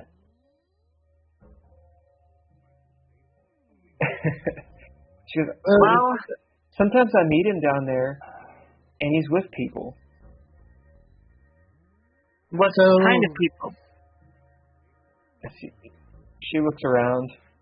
This Girl, may be a conversation for just the two of you to have, and not the rest of this table. You're a private investigator. I might hire you later. We may want to go back to your place and just check and see if it's okay. And go on. We didn't do anything with Cloyce's body, did we? No, we left it on the street. It's got to be at this point. Oh, I really hope we don't pull up to cops in the parking lot. If we do, we just drive on, okay? Maybe we should park a couple of blocks away and kind of walk in. Eunice is pouring coffee for you. As she walks up. I'll look at her and be like, for that, you didn't hear it. Didn't hear nothing. She walks away. Maybe it's also possible that it'll just be one of many that they never solve. Then who are those guys that showed up? I mean, we didn't stick around to talk to them, but I think they burst in the door. I mean, so it's something's happened. A lot happened while I slept, apparently, Mariah says. Let's go check and see if it's Yeah. safe. As you all hear a slap, wham, on the front door of the diner, the bells that are on it, the door is hit so hard the bells slam, and one of them breaks off and skittles across, or jangles across the floor. The door slams open. From the rain, this torrential downpour, and it's daytime outside, although it's dark because of all the storm clouds. So it looks like it's almost evening. Lightning bolt hits a building, a 4 or 5 story building across the street, as these sparks fly off. And this man in this raincoat, drenching with this big hat, bursts in. You can just smell the flood of water and alcohol on this guy's breath. He's got this big bushy beard that's all wet, big bushy eyebrows, and you can see his eyes glinting behind them.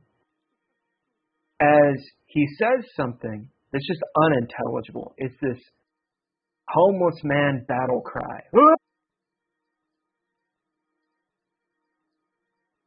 Lightning flashes, the sputter from the lightning blast. The lights flicker, womp, womp, womp, womp.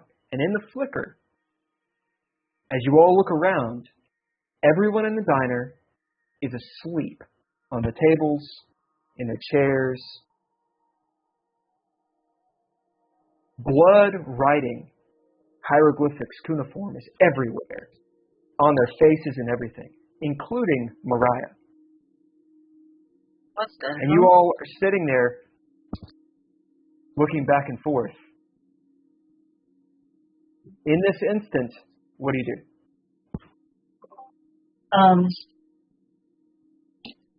I should probably roll to see if I run outside and in the rain. Okay. Do a sanity roll. Yeah. I'm definitely going to do a sanity roll, too. Okay. Sanity roll, sanity roll? What about the other two? I grab my flask and take a big swig off of it. You take a swig out of it. We'll say that you don't need a sanity roll then. So sanity was a D10 and a D4? Your action die and your mind die. Actually, Simon, you will make a sanity roll. It'll just be a lower DC or lower threshold. Threshold on this is 3. For Simon, it's 2.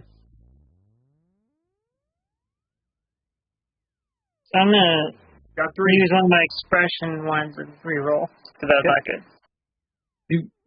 So what did we do we bid traits, or is this just a roll? It's a sanity roll. So it's an action die and your mind die. And then it's a roll so you can do abilities, proficiencies, ninja gear, etc., etc. I'm going to in my flask.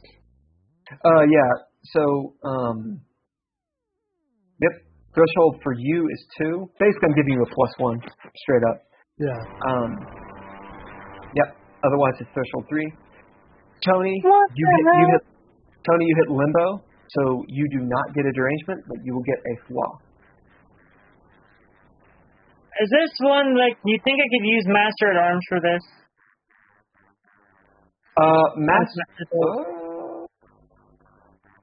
It depends. How would it apply?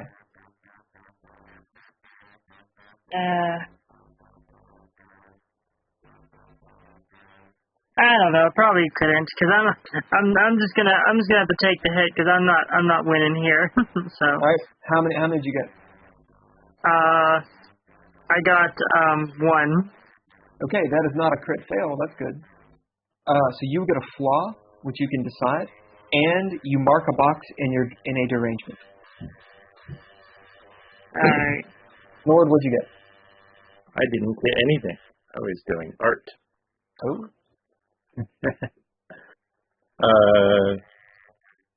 I got, is the 7-1 success? Yeah. I got 3 successes. Okay, you are at limbo. You get a flaw. You do not take a derangement. What'd you get, Simon? I am at limbo. Okay. I did 2 ninja gears and 2 proficiencies, and I'm at limbo. Just so you know. All right. Yeah, you get a flaw. I'm thinking something that has to do with loud noises or alcohol, perhaps addiction since you're drinking, how you deal with stress, could be anything. So everyone got a flaw. Leah got a derangement. Leah, which derangement? Did you do ticks or did you do one of the other ones? Yeah, thanks. Are you at 1 box or 2 boxes? Just 1. Okay. So this is a very minor thing. Maybe like there's a muscle in your arm that twitches, or maybe like you blink. I'd probably think I would like just start tapping like rapidly. Or you tap, that kind of thing. As this guy is standing there bellowing, and he starts gagging, it looks like, on his own tongue and foam coming up, his arms outstretched. The lights flicker.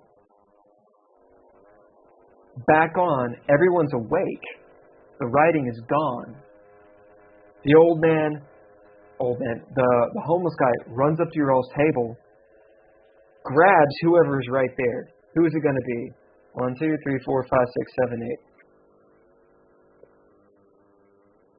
1, 2, 3, 4, 5, 6. Grabs Leah by the shoulders and shouts in your face, "The end is coming!" Honestly, and then he runs out the door. Honestly, when he grabbed my shoulders, I probably would have punched him in the face. You punch him in the face as hard as you can. You see blood coming down. As he screams, he doesn't let go. As he screams, the blood goes all over Tony. As he's like, "You don't know where I've been, Lou." I punch him out of anger. As you both punch him, the homeless guy, as he runs out.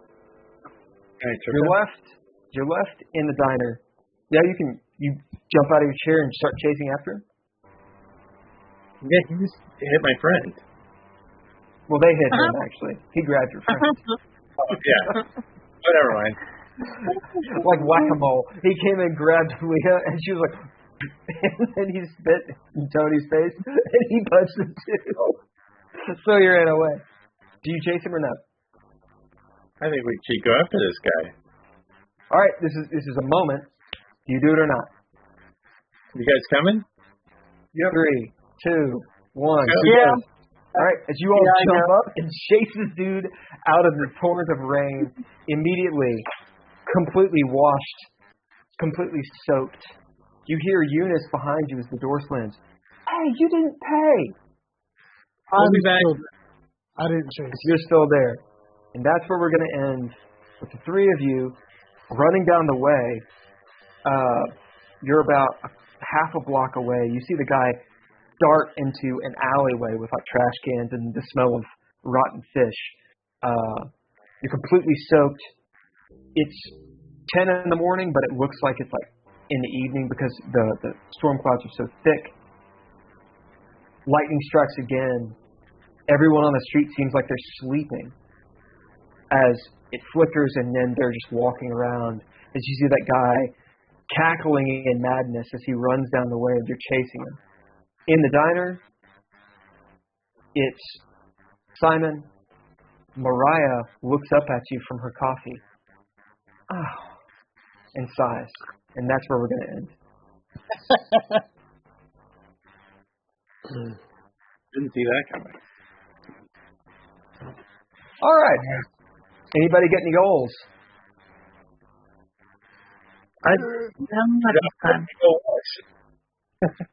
So technically, if the party does something, but I wasn't there.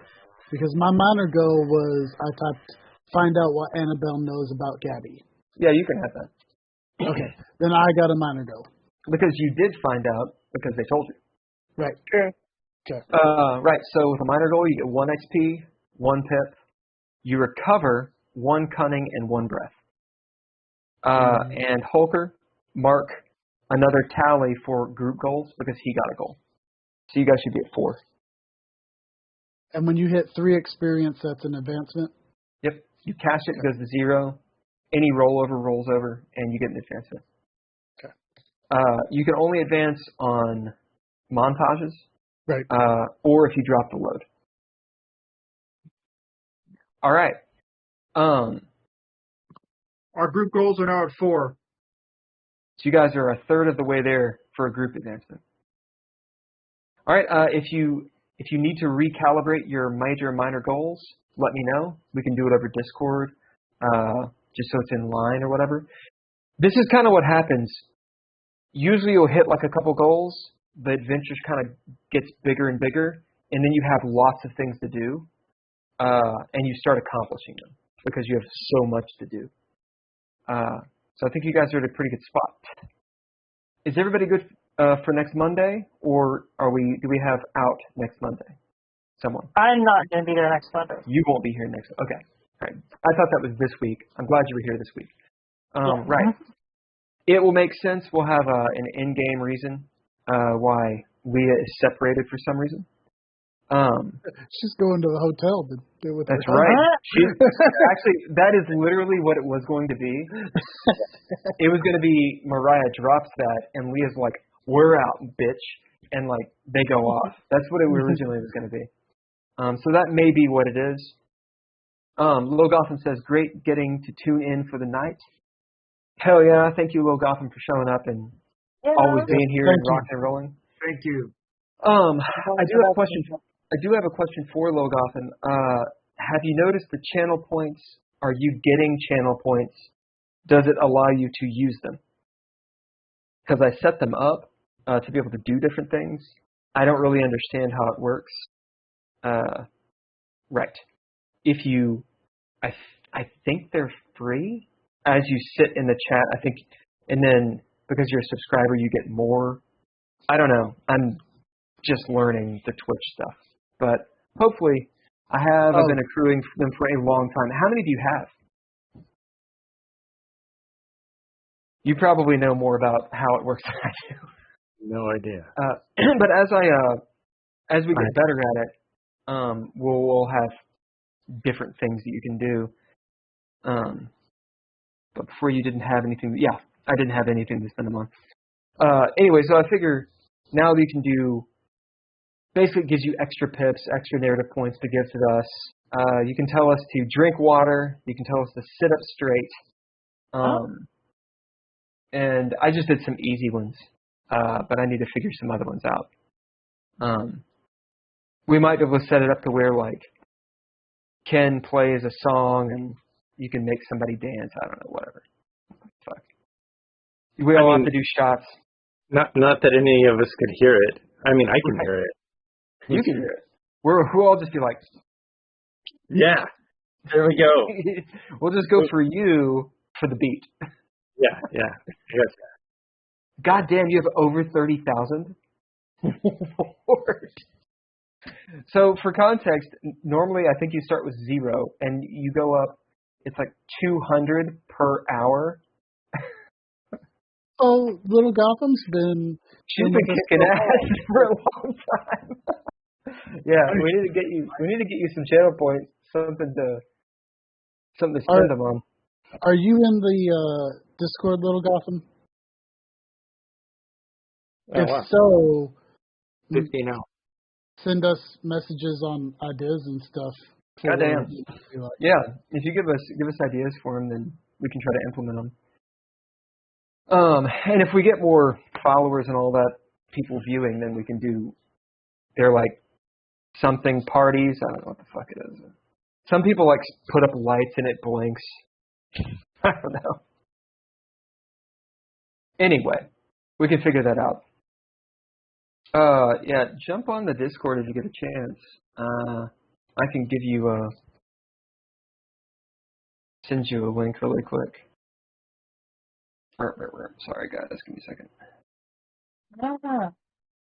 I do want to thank. I played a lot of music from Mr. Interrupt tonight, and I sort of mixed it up back and forth with all lowercase letters and Mr. Interrupt, and I'm still kind of getting the feeling of everything, but I'm trying to go along with what's happening in the scene and then come back, when it's a little lighter, play some lighter music. So if you guys rewatch the stream, you'll notice that there's I still haven't figured out to get us to hear it. I mean, it would be neat if we kind of felt the vibe happening, but really we might be able to do it through Discord.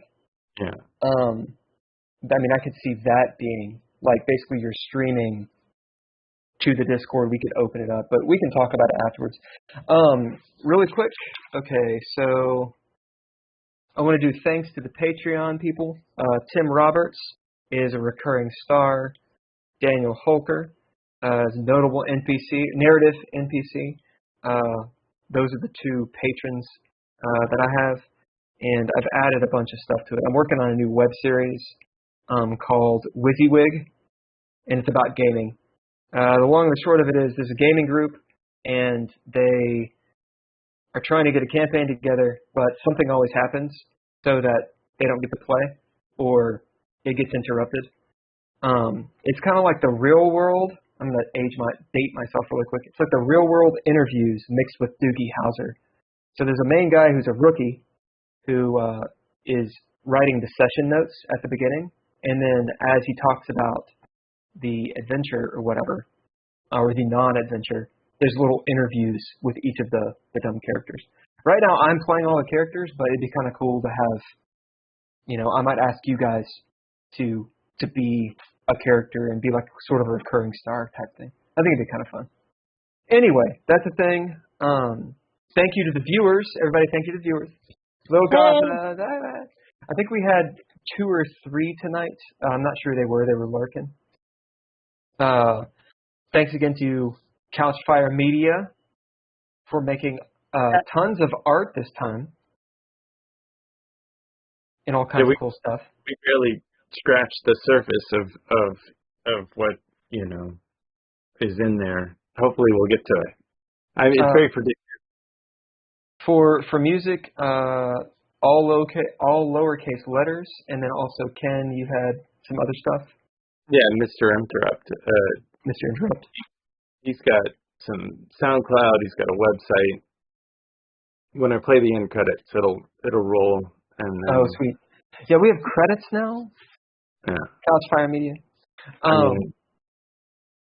If you guys want to try out DreadLore, Lil Gotham, you have a book, so if you ever want to jump onto a game where the plan is to do like a guest star type thing for something. When we take breaks from this one, we might do like one shot and into space sort of near future setting, and I think that'd be kind of cool to have if people want to actually try out DreadLore. Yeah, so that's going to be it for this stream. A couple ideas that we had, Ken and I and Drizzle were talking about doing another day of the week where it's just talking about gaming, maybe talking about this game, kind of like a late night chat, which we've been doing after the game, just offline. It's like a Writ DreadLore after party, after notes, and that'd be kind of cool. Also hosted on the by Chris Hardwick. Do what? I said hosted by Chris Hardwick. Also on the Patreon, one of the things that is going to happen for the top tier is a Discord party once a month. So that'd be kind of cool too for us to all get a part of and just be chatting about gaming and our projects and such. That'd be neat. Oh yeah. Any other announcements you guys have going on? I was just gonna show this to the stream real quick. Yeah. So this would be So the idea behind this one is, you guys have seen my bigger one. So the idea I came up behind this one is basically to make it like more portable and have like a little belt clip on it and stuff. So yeah. Fuck yeah. Very cool. And that actually folds out into a little dice thing. Yep. Yeah. Oh, and you can actually keep your dice in it too. Yep. Exactly. And it holds about. It could technically probably hold 2 dice. You know, like 2 sets of dice, but. Yeah. So Yeah. Just hold that into a little dice tray. it's leather. Yeah. Show it to me. Let's see. Yeah, if they're we can... they're pretty cool. They look all, medieval and fancy and cool. It's. I mean, I know like dice trays are a thing now, but like I have one that I got at the Ren Fair at the Kentucky Highland, and it's cool. I like those guys, but I do like Andrea's because it has a different look and a different feel to it, and it's cool because you can like roll it up. The one that I have, like the normal ones that are like pentagons, or I think they're pentagons or hexagonal. When you undo them, there's kind of nowhere to put them. Like they kind of like flop around. So that's really cool too. That it holds your dice and everything. They're a lot quieter than these little plastic things. Yeah. So I walk a lot, and like if I have dice in my backpack, I fail all my stealth rolls. That's right. That's right. So, how much? Yeah. How much are they? So when I get done with these, I'm gonna plan on charging about 40 for them. How do people get a hold of them? I'll be putting them on my Instagram, and then from there, after I get like a substantial number, I will start putting them on my Etsy. If you guys want to follow me on Instagram, it is Rook ROOK 129 cosplay. We'll link to that. That's great. I think. Yeah. Let's see. Here is Andrea's IG. Oh. There we go. Rook 129 cosplay. Okay. Awesome. Cool. Anything else? All right. Everybody say bye. Thank you, everybody. Bye, guys. We will be back next Monday at 7 and rocking and rolling. Bye.